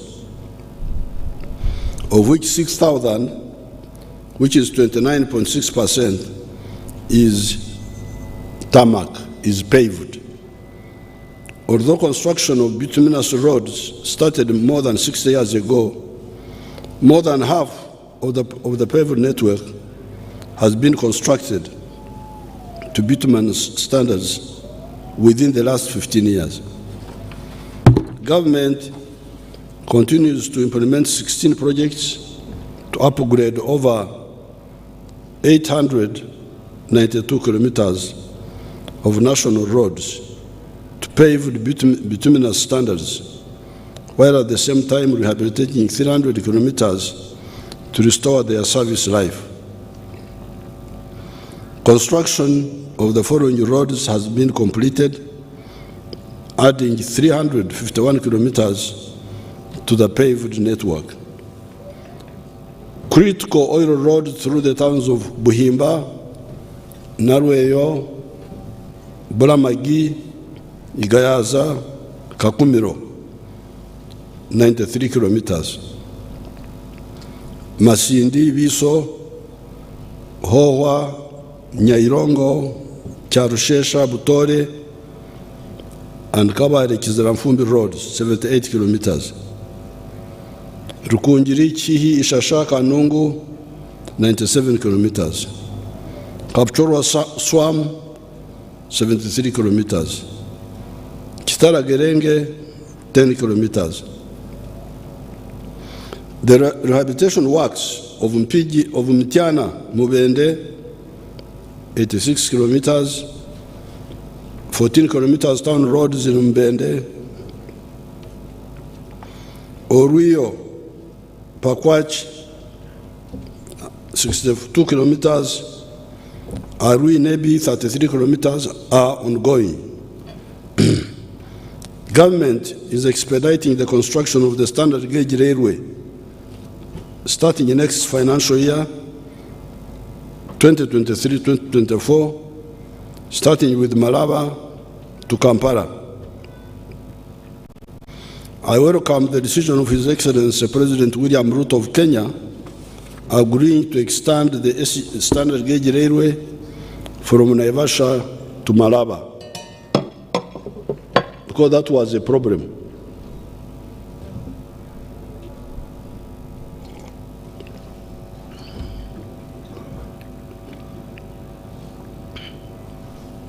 In the meantime, the rehabilitation of the Tororo to Guru meter gauge railway and Kampala meter gauge railway are underway. As regards road transport, priority will be given to maintenance of existing road networks, especially in the urban areas, continued upgrade of selected strategic roads from gravel to bituminous surface, maintenance of national, districts, and community roads by facilitating each district in the country with a minimum of Uganda shillings 1 billion to upgrade and compact the dry weather Maram roads next financial year. Infrastructure priorities. Government has over the years invested heavily in infrastructure, and this has helped to narrow the huge infrastructure gap we had in the 1990s. However, there are still critical gaps that government will continue to prioritize in order to reduce the cost of doing business, such as lowering the power electricity price. You know, these people use their mysterious language, power tariffs and all that. Lowering the electricity prices. Mubana inchi mukitegere bulungi. Bano bibogera power tariff bichi. They just mean electricity prices for manufacturers and other businesses. The critical infrastructure includes the railway and the upgrading of airports, including completion of Kabale International Airport, which is at 91% completion, and Entebbe International Airport, which is at 71% completion. Development of new ports on our lakes, and completing the heavy investment in the energy infrastructure, e.g. Karuma Dam and associated transmission lines. We also need to build new airports near the tourism destinations, such as Kidepo, Bwindi, Kasese, etc. Tourists, the rich people, don't have time to come, land at Entebbe, drive for 700 kilometers to Kidepo. No, they don't have time. We need to build airports for the rich foreigners to land near the national park, see the animals, and he goes away. But those airports, of course, also help with security. Like now with operations, night operations in Karamoja, we fly from very far, from Nakasongora, from all those places.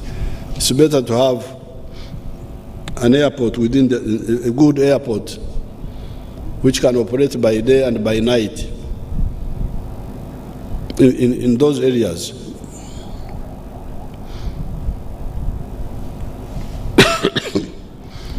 Government will prioritize infrastructure that supports industrialization, production of oil and gas, and promote tourism.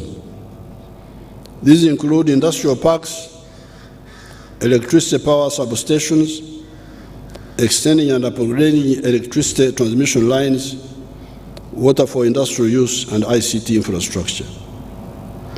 Energy. The total electricity generation capacity is now 1,346 megawatts. This is from 60 megawatts in 1986. This will increase to 1,800 megawatts once Karuma is commissioned this year. This means, therefore, that the construction of the transmission lines to evacuate this power must be completed without further delays.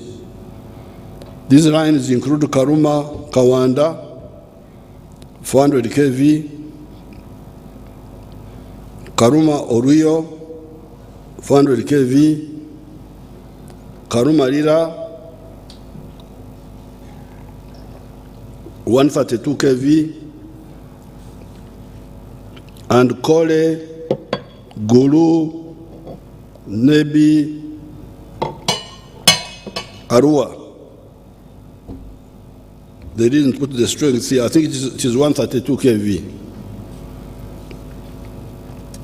The demand for electricity is increasing by 15% per year. Although these figures of finance, these figures are Kasowo. My figures, you had my figures of the milk, 193%. But what 15%? Anyway, we are talking with finance. I think we shall eventually agree. They are beginning to wake up. Because they are the ones who wrote this.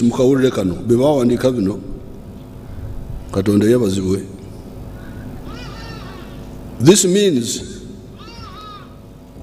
they are the ones writing this. Me, I'm just reading.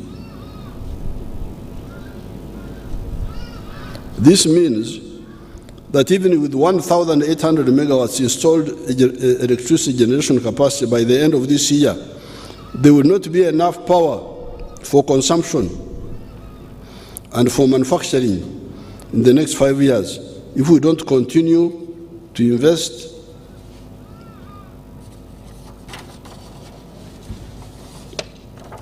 in a generation. Katonda yabaziwe. When you hear finance talking like that, then you know that Katonda yenyigidemu. Kubanga Abafrika bamanyira obwavu tebagala abatawanya kuva mu bwavu. Given the many manufacturing factories that are being established in Uganda, we shall need to both increase and diversify our energy sources, including nuclear energy, to supplement our other sources such as hydro, solar, and thermal power. Nuclear energy is expected to add another 2,000 megawatts to the national grid by 2036. However, by 1940, we must ensure the generation of 52,000 megawatts from all sources. I am glad they have now put it here. Because I had a big discussion with these wonderful people. You know, our brothers in South Africa,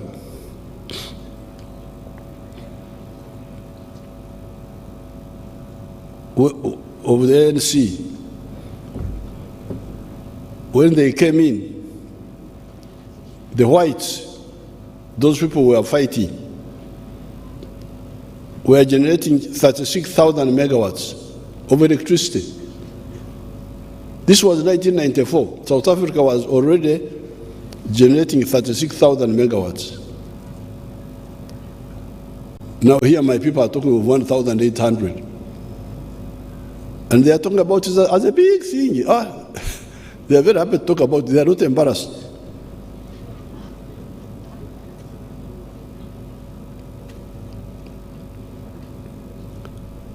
I think South Africa now is generating 42,000 megawatts or something like that. But there is a big power shortage there. President Ramaphosa told me. So you can imagine 42,000 megawatts, but our brothers are crying in South Africa. And here you have got my people here talking 1,800 megawatts. They talk about it as a big thing. They don't even feel embarrassed. They go to international conferences with PowerPoints that they are showing. How wonderful they are. I feel embarrassed on them. Please don't show these figures. Keep quiet.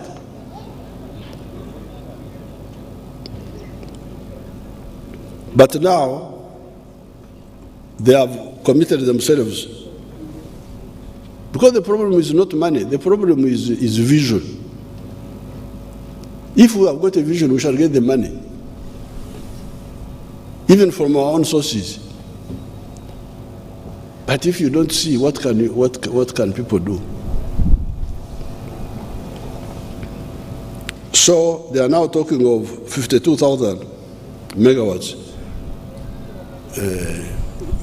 by 2040. I think that's a bit too far, but wakiri. In the immediate future, government shall prioritize investment in the rural electrification, in the remaining sub-counties, electricity connections for upcoming industrial zones and factories, construction of additional power substations, strengthening the capacity of the Uganda Electricity Generation Company,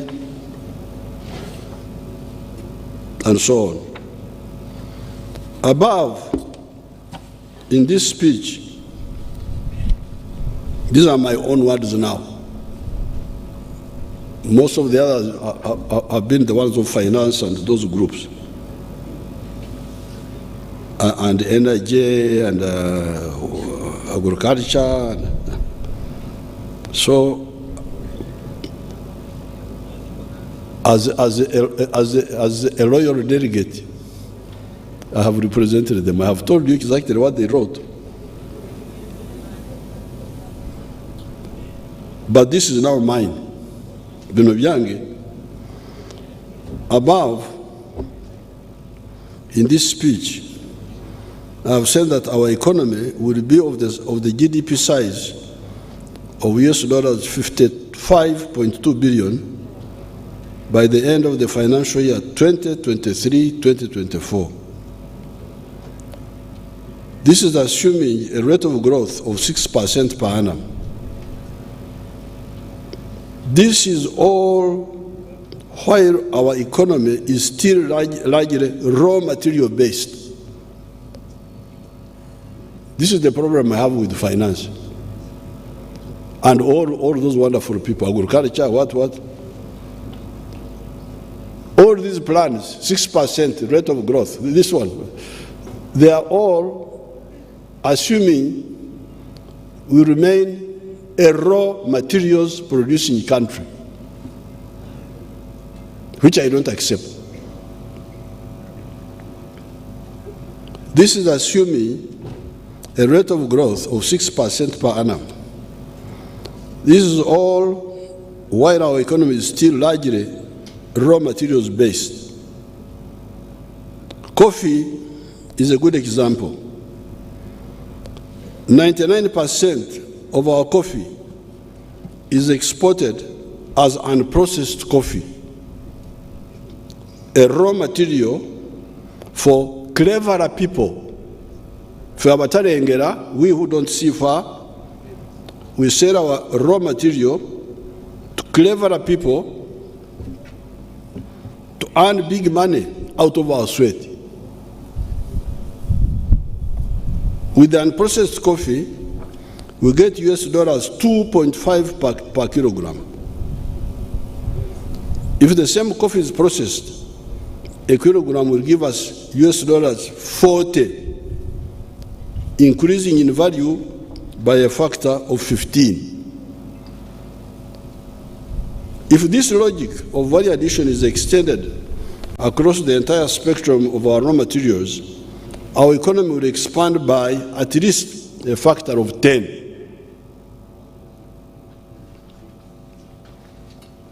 It will expand from US dollars 55 billion to US dollars 550 billion in the short term.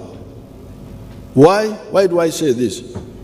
It is because, apart from the said raw materials that are already in place, all the other factors are there.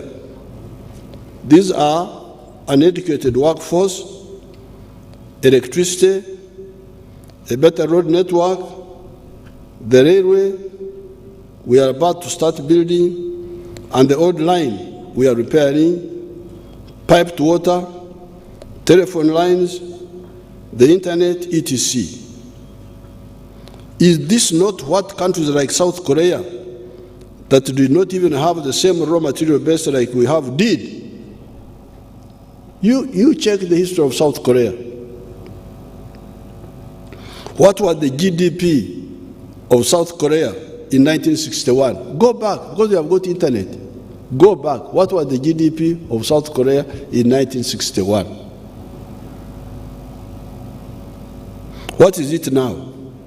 The answers are 1961, the GDP of South Korea was $2.42 billion. You can even check what was the GDP of Uganda in 1961. I don't think it was very far behind this one.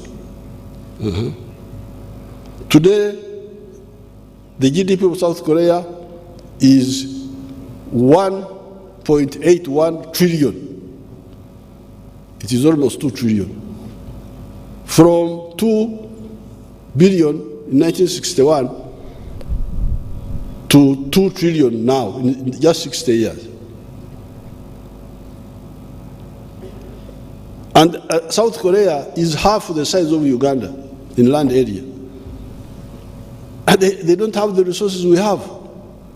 So really, I am not part of this Vision 2040. Please, tumuteka mwebyo.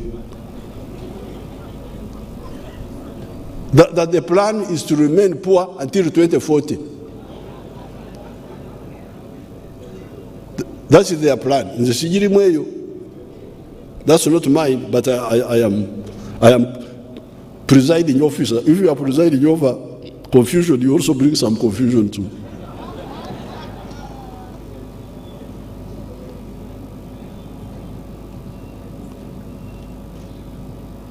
Let us add value to all these raw materials. We only have two obstacles to this remaining problem. Delaying and tossing up and down investors.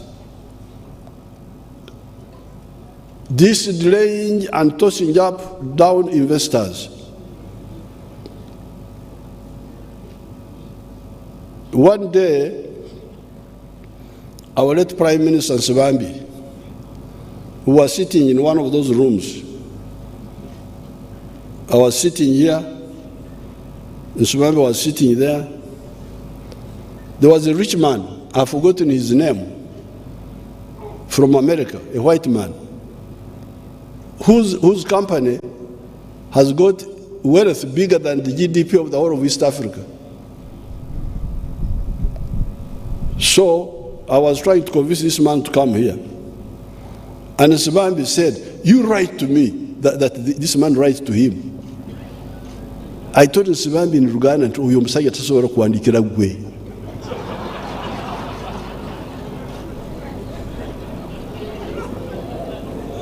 This man cannot write to you, Museveni Apollo, cannot write to you. The man has got wealth bigger than the GDP of East Africa. And this man is sitting there, you write to me, as if he's applying for a job. If that is the mentality, then why did we set up Uganda Investment Authority? We set up Uganda Investment Authority, Okusaka, Kutusakira, to get for us people, bring them. You are the one to take the trouble to bring them, not sit there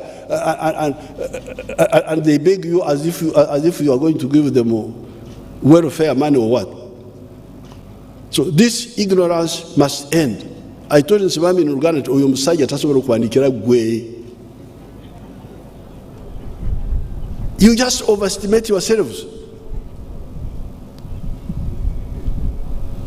So this tossing up and down investors must stop. This is the biggest problem I have.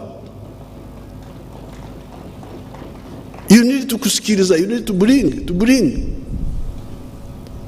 That's number one. And corruption by some decision makers. Corruption. They want to get money from these investors. Can you imagine? Not only do they waste their time, but they also want to, the ones who bribes you is the one who is desperate. But the real credible investors will not waste time with you. You delay him, he doesn't even come back.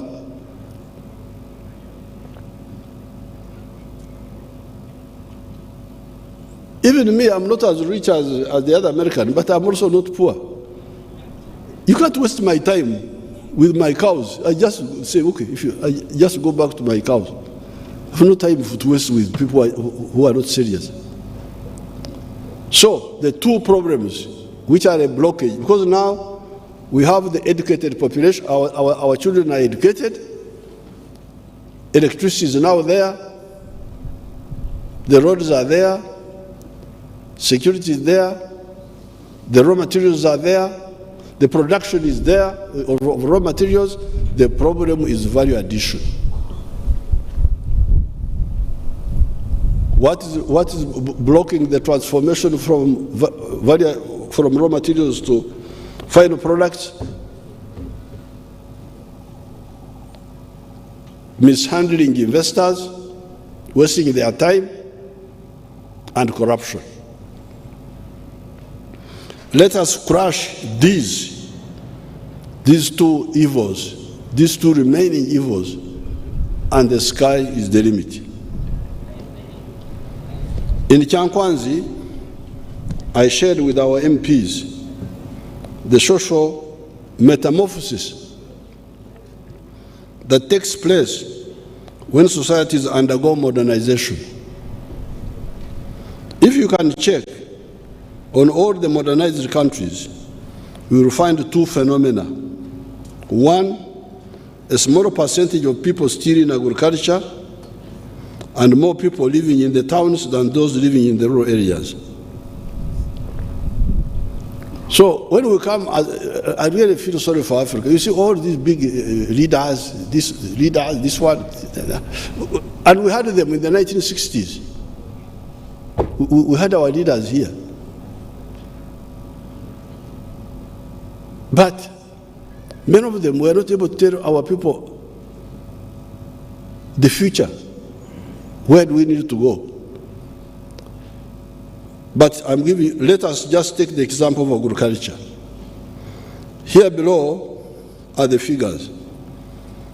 In the USA, the percentage of people in agriculture is 1.3%. 1.3%.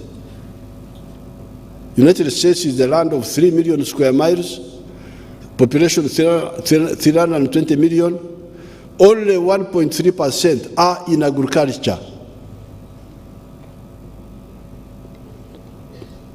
UK, 1.5%. France, 3.6%. Germany, 1.2%. Japan, 3.4%. Chile, 10%. India, 55%.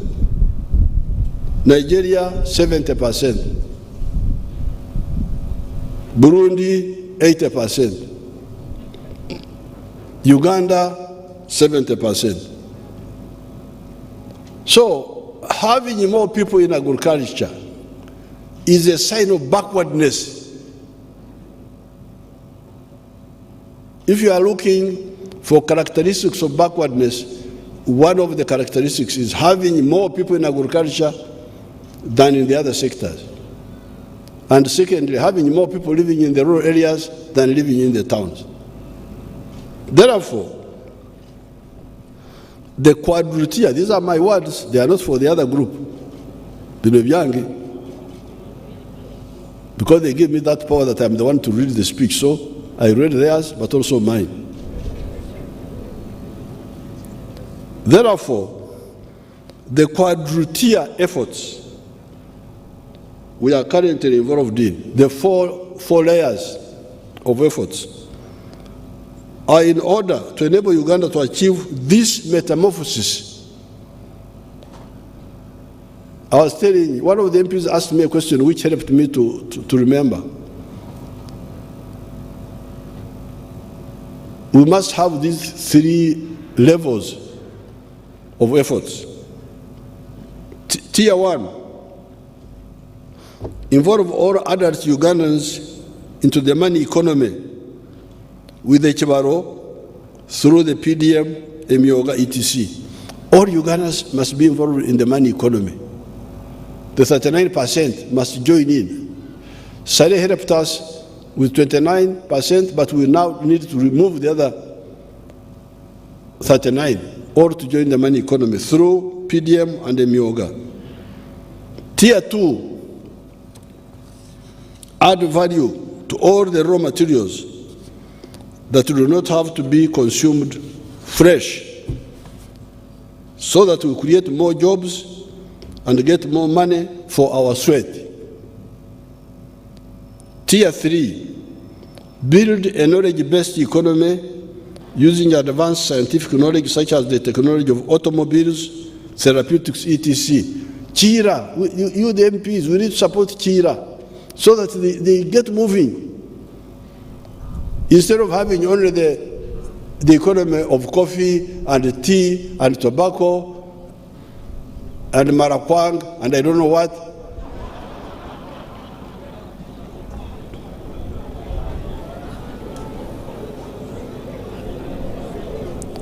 Let's have an economy of automobiles. Why do we have to beg? Why can't you have automobiles as part of your economy? Struggling with Chira Motors, the scientists have made the vehicle, but the people who have money to support them don't support them. We are struggling, begging.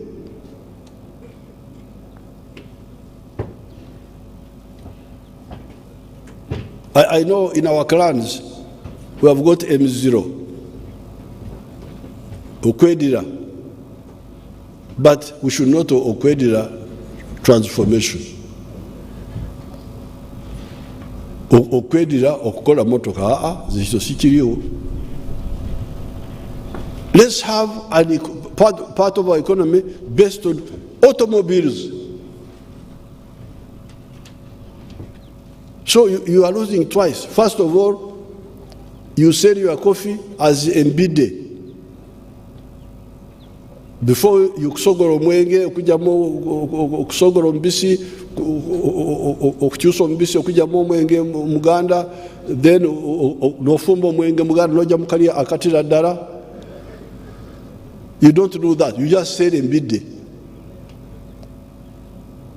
The other man is the one to go and get all the value.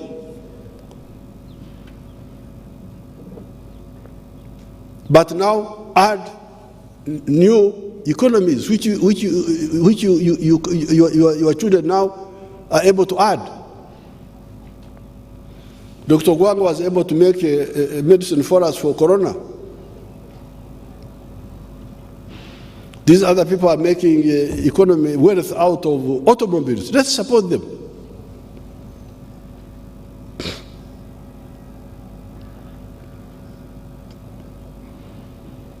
And Tier 4, expand and modernize the services sector. Services sector, health, education, tourism, hospitality, entertainment, sports, etc. Among the services, it is good that our youth are active in music and sports. In music, we have been assisting some groups and individuals to build recording capacity in the country. General Saleh has been coordinating with the musical groups. Capital and equipment will be provided to our talented groups. At the local level, in the countryside, artists are one of the 18 myogas. You have seen how our youth have excelled in the sports, marathon, etc., Cheptegei and the group.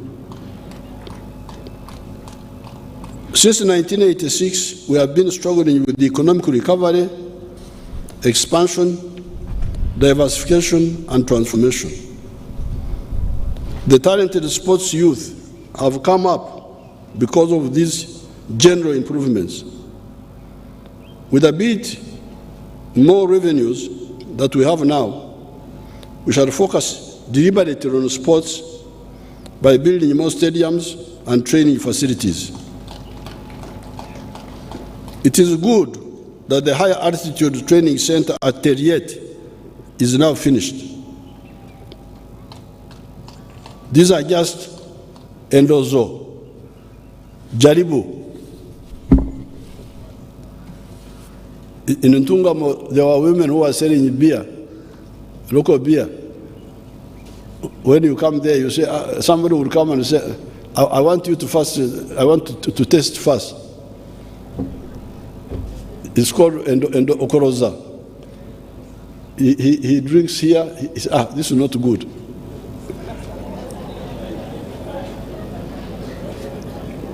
Goes on like that. By the time he has finished 6 Okoroza, he is drunk and he doesn't buy.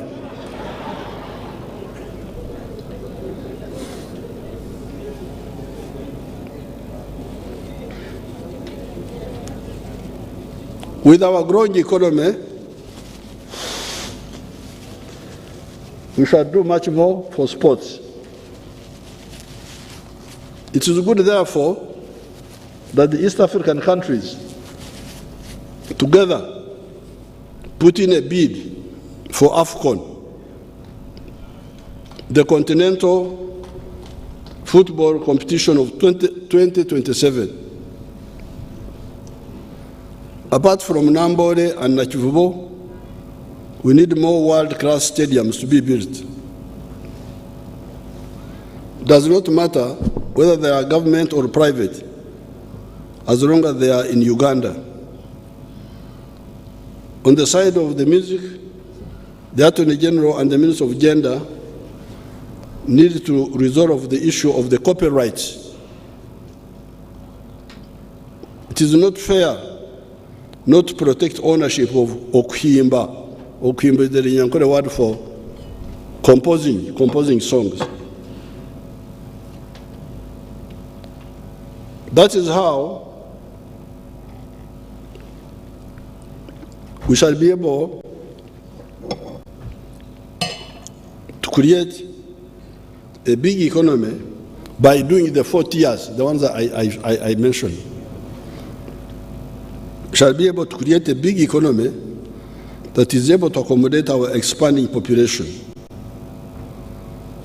In 1810, the UK had a population of 10 million people. A priest by the names of Alfred Malthus started pushing views that the population in the UK was too big, etc. The UK has now a population of 70 million people that is many times more prosperous than that of Malthus's time. What happened?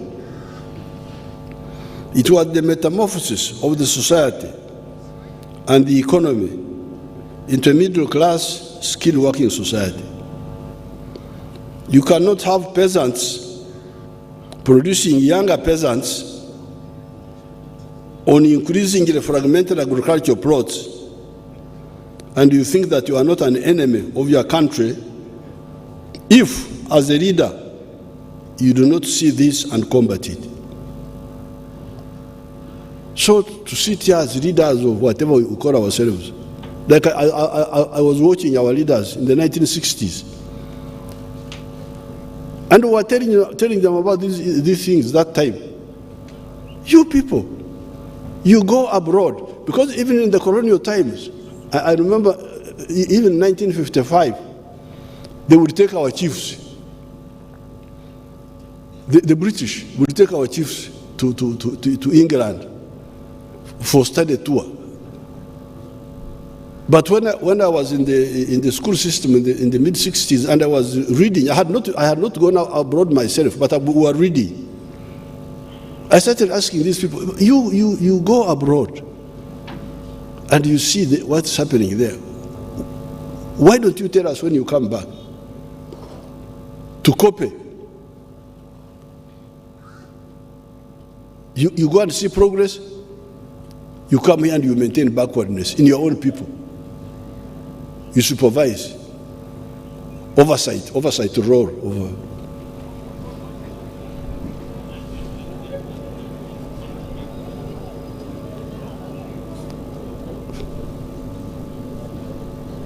You are oversighting backwardness. And you have no problem with that. God will not like it. In the cattle corridor, you were there the other day, you the MPs, you were there in the cattle corridor. You saw in Ngoma, people have nice houses.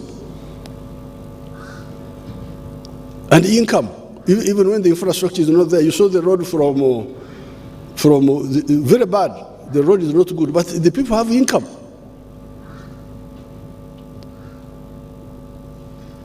So therefore, every leader who is calling himself a leader, even these religious leaders, the cultural leaders like these who are here, please, if you don't see the importance of metamorphosis is a biological process in insects. Insect starts as an egg, the egg hatches and it becomes a caterpillar. Caterpillar changes and it becomes a pupa. Then it becomes a mature butterfly. It's called in biology metamorphosis. That's the same with society. We must be clear that we work for social metamorphosis of African societies, because that's where the problem is.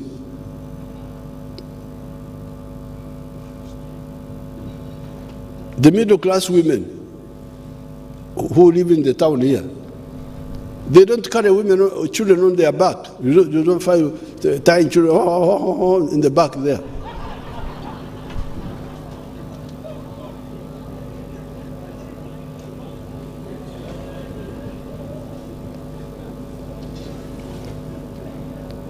Mama Janet here has never carried children on her back.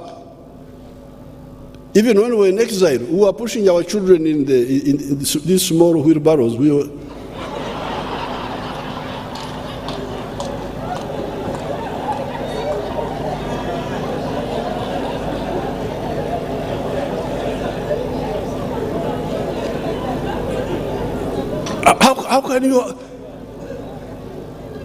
How can you have a society? You have got a few people where the children are being pushed in those small, whatever they are, those small vehicles,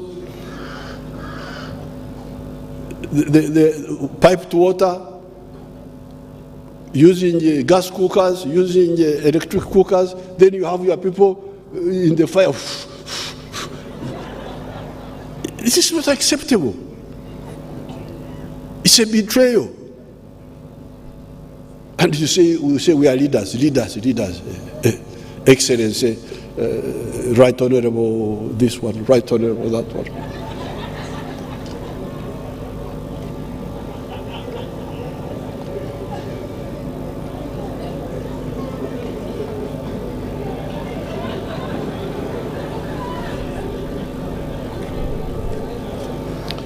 You cannot have peasants producing younger peasants on increasingly fragmented agricultural plots, and you think that you are not an enemy of your country if, as a leader, you do not see this and combat it. We should not be leaders into futurelessness to our people. You can see in Latin America people are running away. From Latin America, they walk on foot to go to America. And yet Latin America is one of the richest parts of the world in terms of natural resources. But the problem is the leadership. In the US, they had leaders who could think about how to transform their country. What stimuli in South America, busy with other things. Africa should not be like that.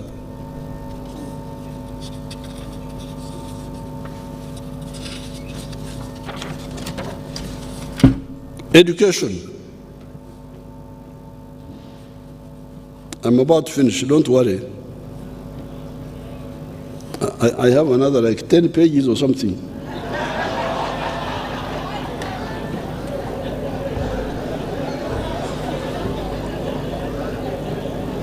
Because you are the ones who invited me.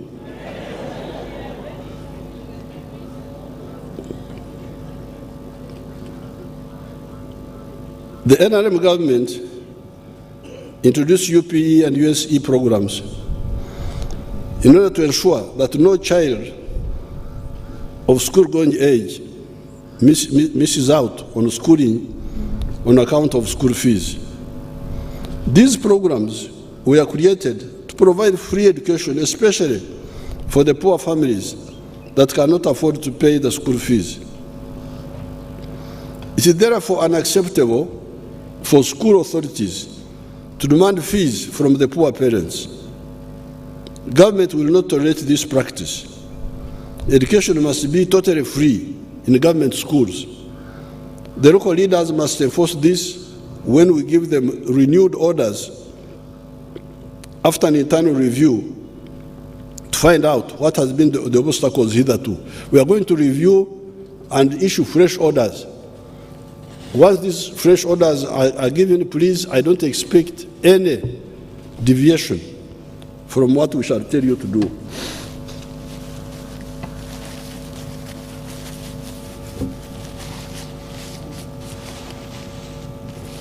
The literacy rate is currently 76%, while overall school enrollment is at 85%.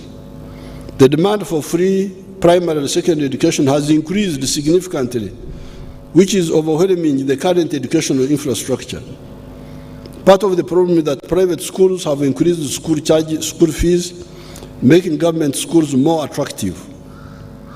To meet the increase in demand for free education, government is now rehabilitating the primary schools and the traditional government secondary schools. These include 18 secondary schools such as St. Peter's College, Tororo, St. Henry's College, Kitovu, Masaka, Mvara SS, Arua, Nabsusa Girls School, Kampala, Kabarega Secondary School, Masindi, Nabumari High School, Mbare, Namasagari College, Kamuli, and many others.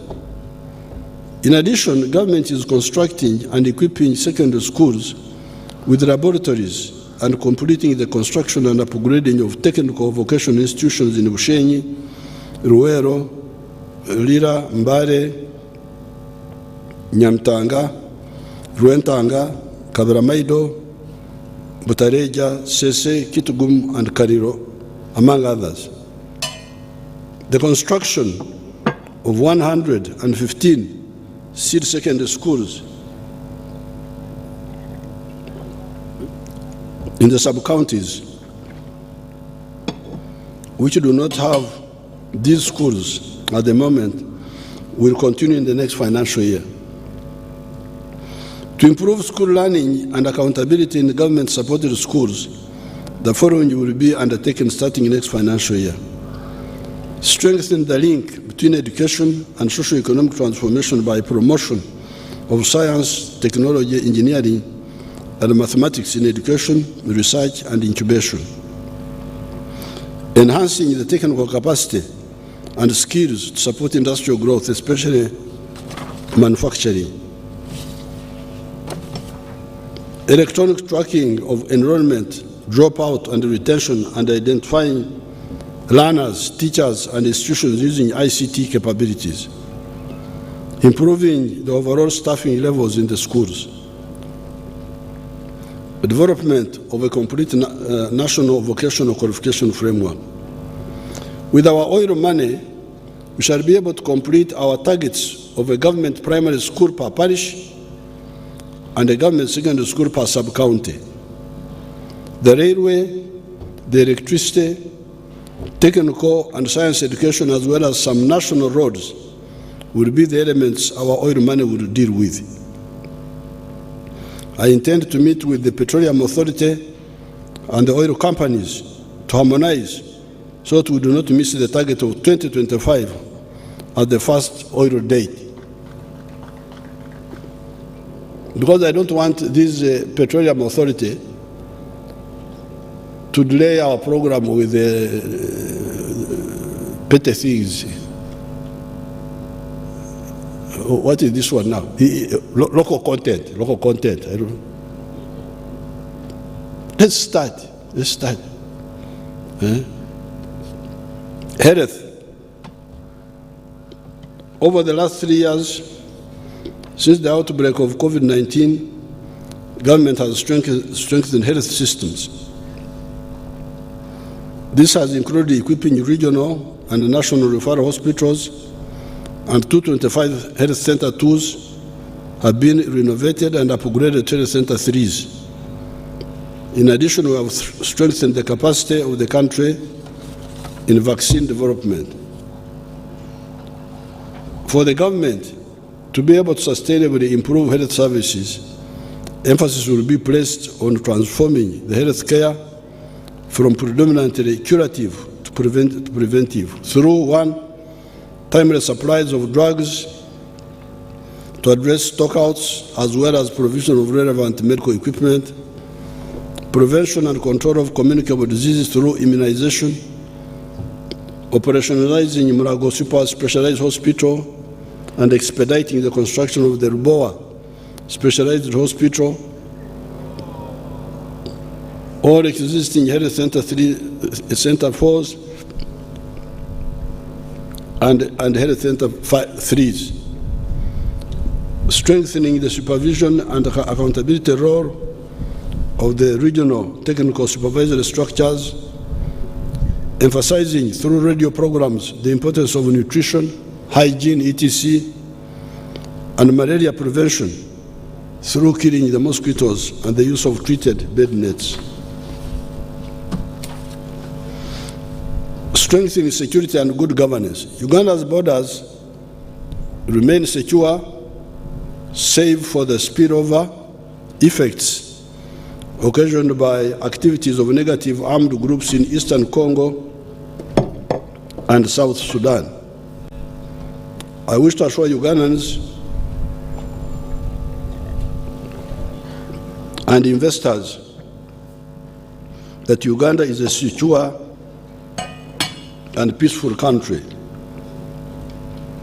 The recent isolated incidents of misuse of firearms and killing of innocent people is being handled with immediate response. These include, among others, strengthening the capacity of security agencies to address emerging security threats, security personnel in the Uganda People's Defense Force and the Uganda Police and Uganda prisons, enhancing the security infrastructure to detect crime before it happens, and addressing the welfare of personnel in security uniforms.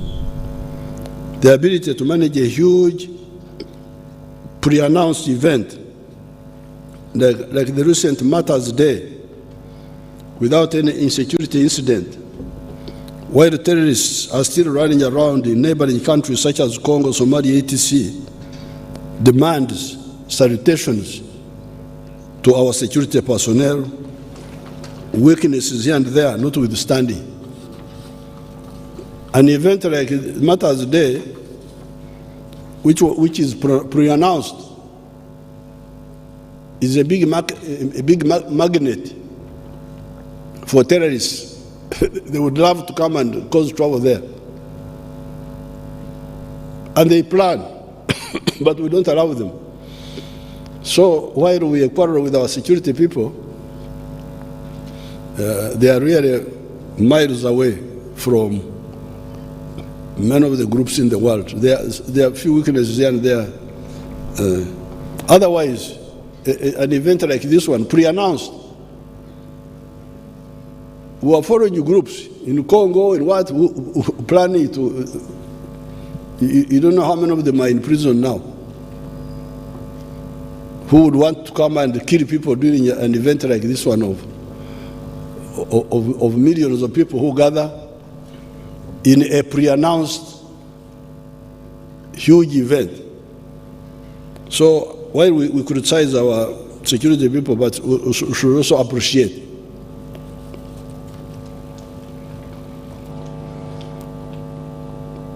Anti-livestock theft and disarmament operations in Karamoja. The government has enhanced troop levels and combat capabilities in Karamoja to combat cattle theft.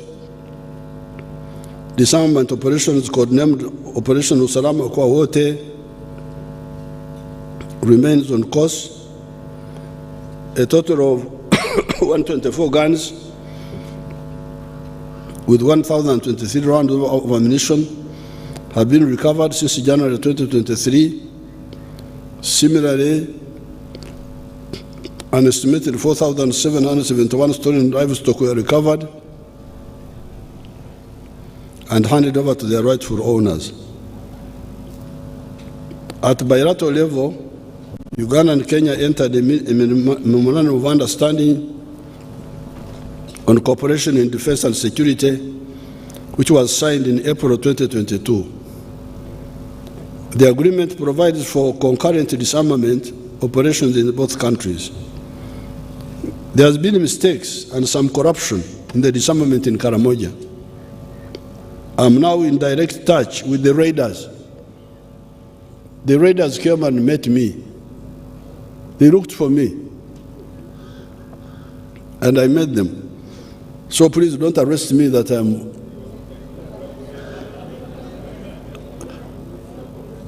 I am aiding and abetting the raiders. But these young people have their own issues.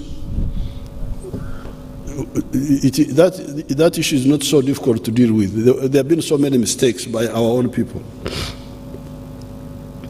I'm now in direct touch with the raiders. Some have already come out. They came and I took them around. They visited all these places. They were putting on suits. When they arrived back in Kotiro, everybody could not recognize them. Totally changed.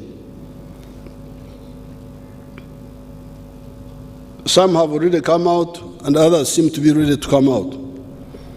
The corrupt elements in the army that stole the money of the vigilantes will be punished. And so will all the corrupt that undermined the total peace we had achieved in Karamoja between 2007 and 2018. Because 2007, 2018, there was total peace in Karamoja. Everybody agrees. Then what happened? It was destabilized by mistakes of mainly our people, civilian and army. The Turkana of Kenya, those are also another problem. The Turkana of Kenya must stop entering Uganda with guns. And I do not want to hear even one incident of those people again raiding in Uganda if they want to stay here.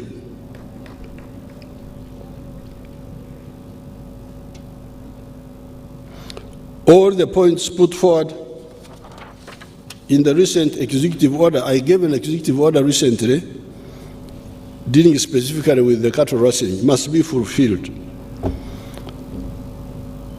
These other clans of Karamoja, I think I will be able to bring them back because I'm already in touch with all these groups.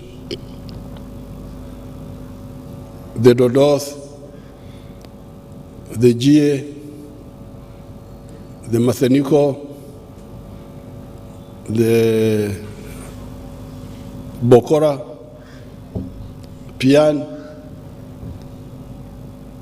Now, the ones where we need to collaborate with Kenya are the Turkana. But we shall do it. They will stop, because otherwise, they even killed our geologists. 3 of our geologists were killed. I want those who killed the geologists to be brought back. They brought back the guns, but not the killers. I want the killers. But we also have a problem with our Pokot. Our Pokot, there's a man called Rolem. Have you heard of him? He must be around here. If you see him, inform the police.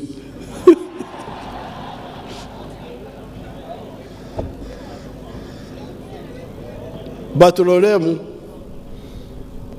and who is the girl representing Pokot now? Amdat, who is the girl? Can I see how she looks like? Where is that girl? Come and I see you. I have not seen you.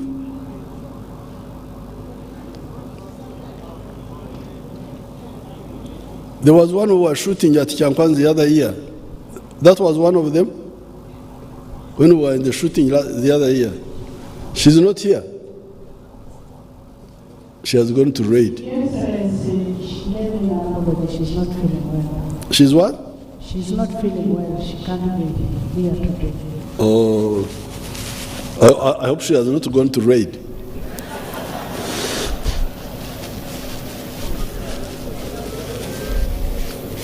Now, the Pokot, our Pokot here, must not continue to steal from the other clans and take the cattle to Kenya. They should stop. Because I'm going to concentrate on them.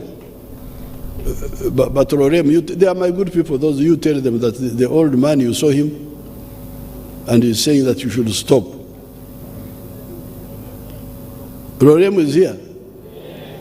Oh, you come on the microphone and they see how you look like. Where is Lorem?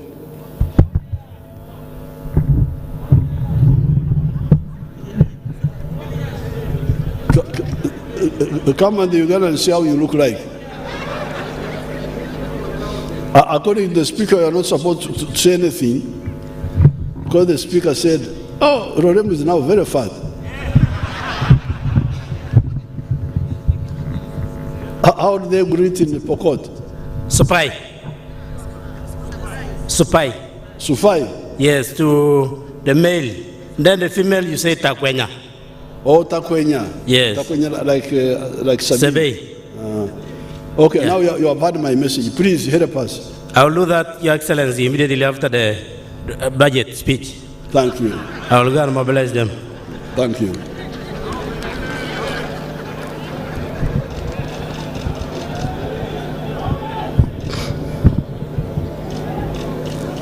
Operation Shuja in DRC. Since the launch of the joint FADC UPDF operation codenamed Operation Shuja in November 2021, a total of 109 SMGs, 5 light machine guns, 3 RPG tubes have been recovered. 508 ADFs combatants have been put out of action, killed. 50 captured alive, 9 abductees rescued, and 20 defectors received. In March 2023, UPDF put out of action 29 ADF rebels in Toroko district and recovered SMGs. They had invaded Uganda from Congo. The East African Community Heads of State Conclave, held in April 2022, resolved to establish and deploy the East African Community Regional Force to pacify Eastern Congo. Uganda has contributed a battle group to that regional force. The recent deployment of the East African Force, augmented by diplomatic efforts from the regional states, will address the security challenges posed by instabilities in Eastern Congo. Security forces acts of sabotage in the form of vandalism, targeting electricity and water infrastructure. Security forces have arrested 15 key suspects in connection with masterminding vandalism of electricity and water infrastructure in central Uganda. Key among them is the so-called Colonel Mwonge, leader of a subversive group called Uganda Defense Forces. The arrests also targeted elements within Umeme and a network of scrap dealers. The operations have since recovered over 300 tons of assorted electricity equipment. This vandalism is done by haters of the NRM-inspired progress in Uganda. They don't want to see progress. They feel very unhappy when they see these electricity wires. They thought Uganda would not come up. So we are going to be very harsh with them. It's good we arrested them. They didn't resist, otherwise they would have gone to somewhere prematurely.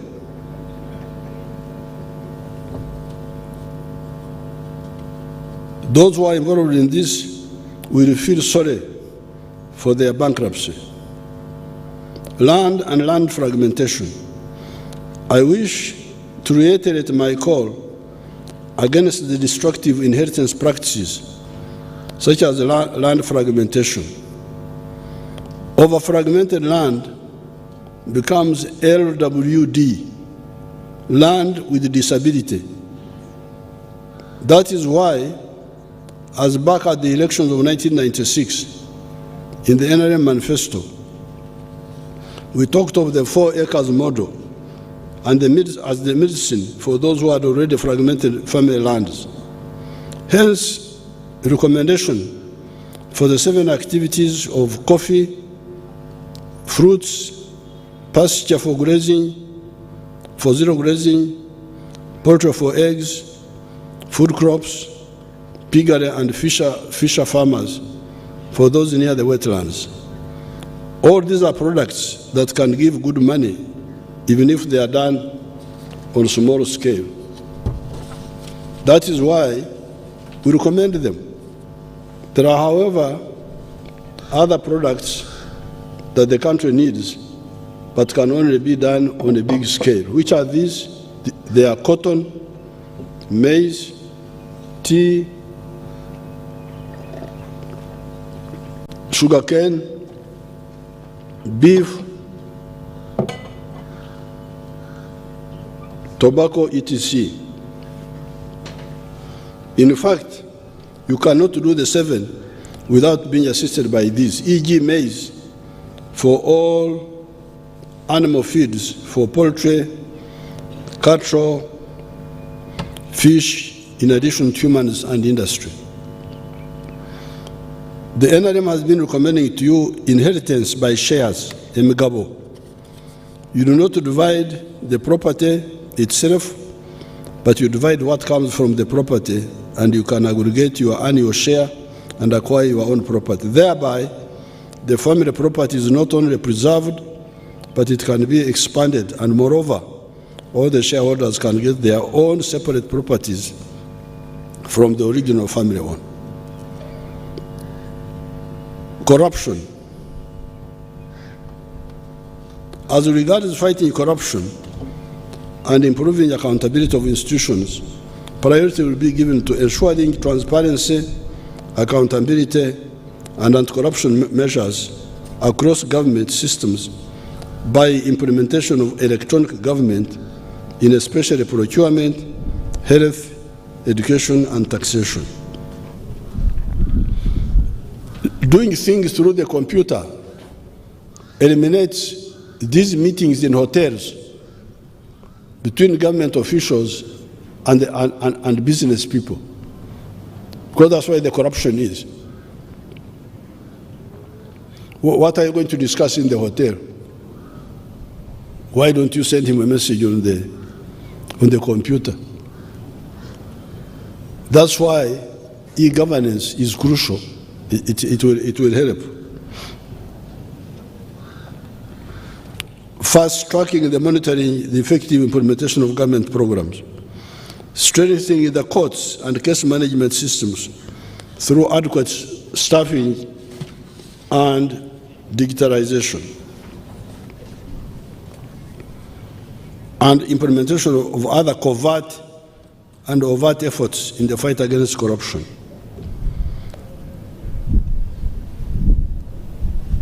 As we get near the conclusion, economic priorities of the government in the next financial year.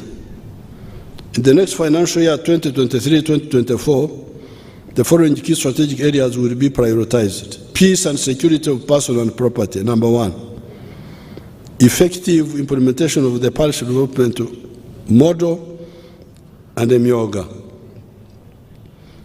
Acquisition of right-of-way and starting the construction of the standard gauge railway, as well as finalizing the rehabilitation of the meter gauge railway. Number 4, investing in small-scale solar-powered irrigation systems to address climate change and ensure food security and eliminate the erraticness in agricultural production. Number 5, constructing transmission lines and power substations. 6, maintenance of both tarmac and manned roads. 7, development of industrial parks to ease manufacturing. 8, support to medical schools and science-based research development. 9, expedite the development of the infrastructure for oil and gas production. 10, capitalization of the Uganda Development Bank and the Uganda Development Corporation. 11, support to information, communication, and technology development. Anti-homosexuality law. Before I conclude, and talk about the planned legislative agenda for the coming session of Parliament, I cannot avoid commenting on the noise about the anti-homosexuality law that you enacted and I signed recently. My stand on homosexuality has been repeatedly laid out to all and sundry. It starts with a few questions. Why does somebody become a homosexual? Is it on account of genetic, hormonal, or psychological reasons? Discussions with our doctors and the other African doctors who had a conference with African members of parliament from 22 countries unequivocally led us to conclude that homosexuality is as a result of psychological disorientation at some point in one's life, not genetic and not hormonal, as some of us initially thought.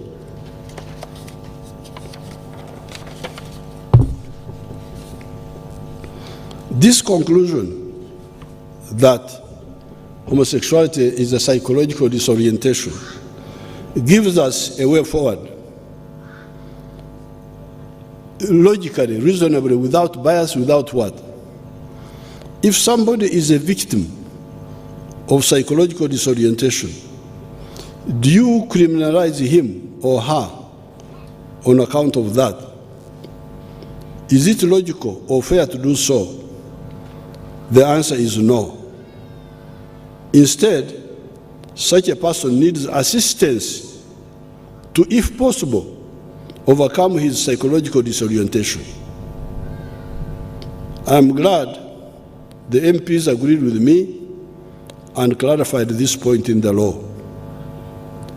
Therefore, those who say that the homosexuals will be arrested if they go for medical care, etc., are wrong.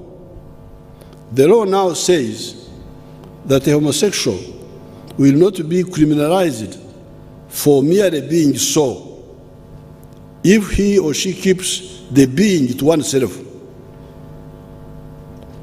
What then does the law fight? It fights this homosexual when he or she goes from merely being and starts recruiting other people who are not psychologically disoriented like him or her to be like him by misinforming or bribing them. There, he becomes a criminal and, if convicted, goes to prison for a period not exceeding 20 years. If he goes further and rapes a person, a child, an indigent means a weak person, he commits a capital offense and he faces a maximum sentence of death. This is the law I signed. These are the three substantive points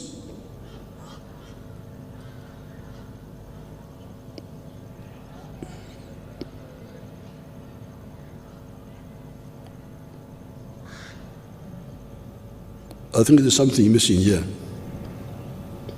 Oh, these are the three substantive points. Being is your personal problem. Merely being a homosexual, that you find you are disoriented, you don't like the ones you should like, you like the ones you shouldn't like. Being is your personal problem. Promoting is criminal and qualifies you for prison. Raping qualifies you for a possible death sentence. So you people, when you are arguing with these people, go for the substance. Don't be diverted to these other. Additionally, in Uganda, sex is confidential, even heterosexual sex. Therefore, if a homosexual keeps his being to himself, or confidentially seeks assistance from the doctors or priests, it will not offend this law. I have told our MPs that if there are still some illogicalities in the law, such as forcing employers to know who is a homosexual in the company, or landlords to know which tenants are homosexuals, we shall work to amend them and keep the substance. We should go for the substance, not these other, because I have heard some people talking about that. But I will call our MPs and we'll talk about it. Therefore, doctors and other health workers, providers, should assist those patients who come to them bearing the 3 substantive points in mind. I will arrange a dedicated broadcast on this issue toward the end of June. I will give a whole broadcast on this issue. Now, finally, you're about to be saved from me. I wish to end this address by thanking Parliament for enacting the following legislation during the last session. Out of the 62 bills presented to Parliament on the last State of the Nation address in June 2022, the following bills were introduced and passed. The Companies Bill 2022, the Insolvency Amendment Bill 2022, the Law Revision Bill 2022, the Museum and Monuments Bill 2022, the Physical Activity and Sports Bill 2022, the Anti-Terrorism Amendment Bill 2022, the Small Arms, they are all here. The following 5 were introduced by government in addition to the 62. I think the Speaker had also spoken about those. Now, there are these bills which are ready for second reading: the Employment Bill, the Competition Bill, the Public Service Pension Fund Bill. The following reports, as highlighted in the State of the Nation Legislative Agenda of June 2022, were processed and adopted. They are also listed here. Madam Speaker, it is now my pleasure to declare the 3rd session of the 11th Parliament open.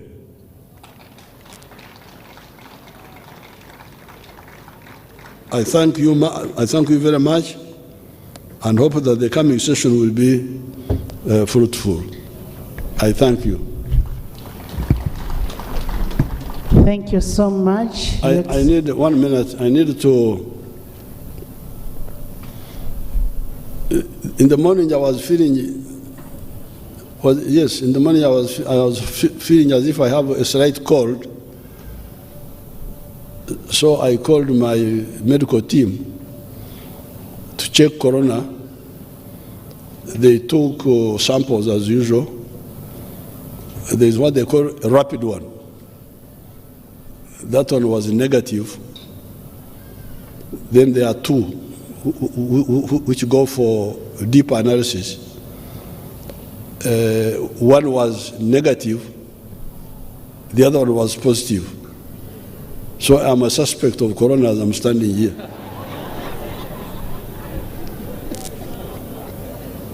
That's why you saw me coming in separate cars with Mama. I said, Mama, please, you use your car. But since I'm here, I will not infect you. I have kept there's a big distance here. So we shall sort out that retro issue. Thank you very much.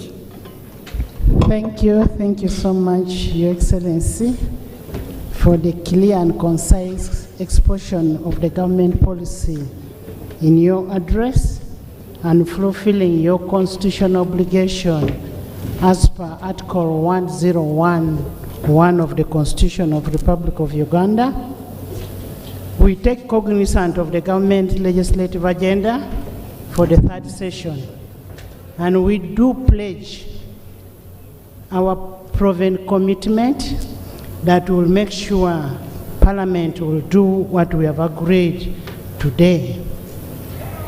Your Excellency and honorable members, having listened to your passionate appeal to increase industrialization, I want to put the record clear. This is the Hansard of Parliament, and I want the Hansard to be very clear that in the financial year that we are in, we appropriated 77 billion for Kira Motors. However, the money was used for other purposes. I therefore appeal the line ministers to exercise their political supervisory role. The blame should not come to Parliament. We did our part and appropriated money. 2, the Employment Amendment Bill 2022 and the Competitions Bill were passed by Parliament awaiting assent of the President, so we'll be expecting a scented copy from the President. Honorable members, I want to retaliate on a few things. In the 3rd session of 11th Parliament, we shall reactivate and intensify the monitoring and reporting of attendance of the House sittings by both the members of Parliament and the ministers. This will help us in doing our accountability to the electorates on how effectively we have represented them, both in the House, in the committee, and remember Article 79(1). One of our roles is representation, so we should be accountable to our voters. We need to know where you are, whether you're in Parliament, you're in Kampala, you're where. So the voters need to know where you are. We are going to reactivate the data where you're going to log in for us to know how many members attend the House. The money that is paid to us members of Parliament is taxpayers' money, and we must be able to account for it to avoid becoming corrupt. Honorable members, His Excellency the President will be back here on 15th June 2022 to deliver the budget speech.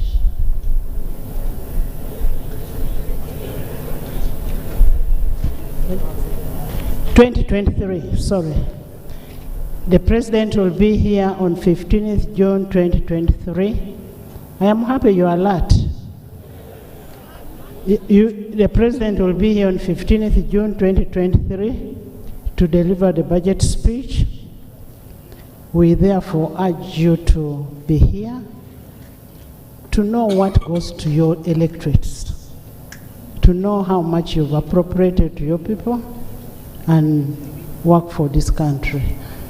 And once more, Your Excellency, we want to thank you, even with the condition that you're in, for creating time to come and deliver the state of national address.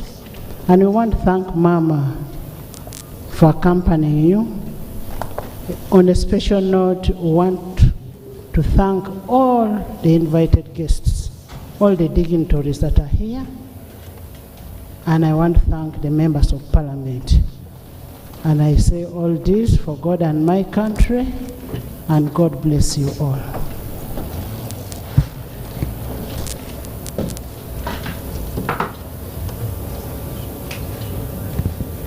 Adjournment. Honorable Your Excellency and honorable members of Parliament, the House is adjourned to 15th June 2023 at 2 at Kololo grounds. The anthems.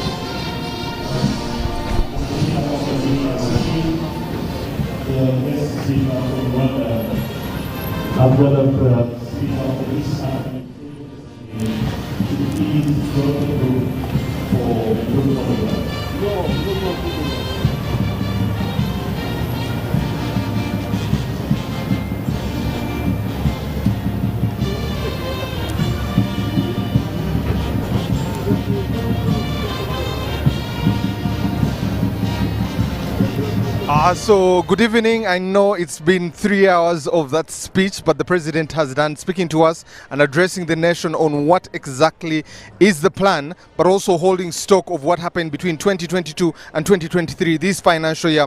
The achievements have been made, and he also has given directives on what needs to be done. He has touched areas of agriculture, education. He has come to also security, and he has finished it off well by also talking about things that he needs to be able to see. He has given us 4 tiers that he needs to see improved in the next financial year. He has also given projections of what oil and gas would look like, what also the economy should look like, what the financial position of the country should be like.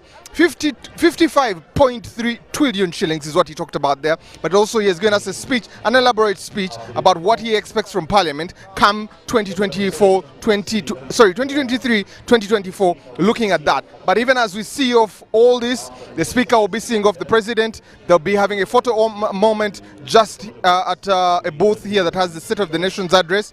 Also, different ministers have had their marching orders. As the President has finished the State of the Nation's address, we also have received the 3rd session of Parliament, and this was the first meeting that is happening.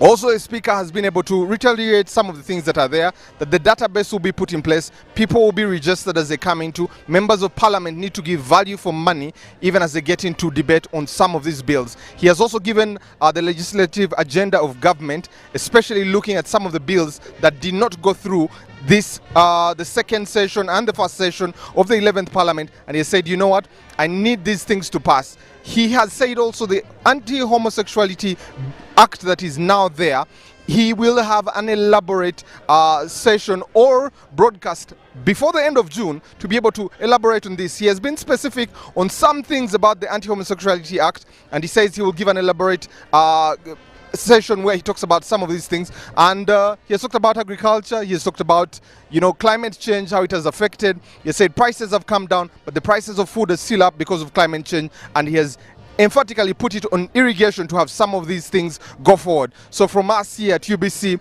we're grateful you've spent your evening with us here. My name is Timothy Nyangweso, and from us to you and the tech team that has made sure this happens, God bless you, have a fabulous week.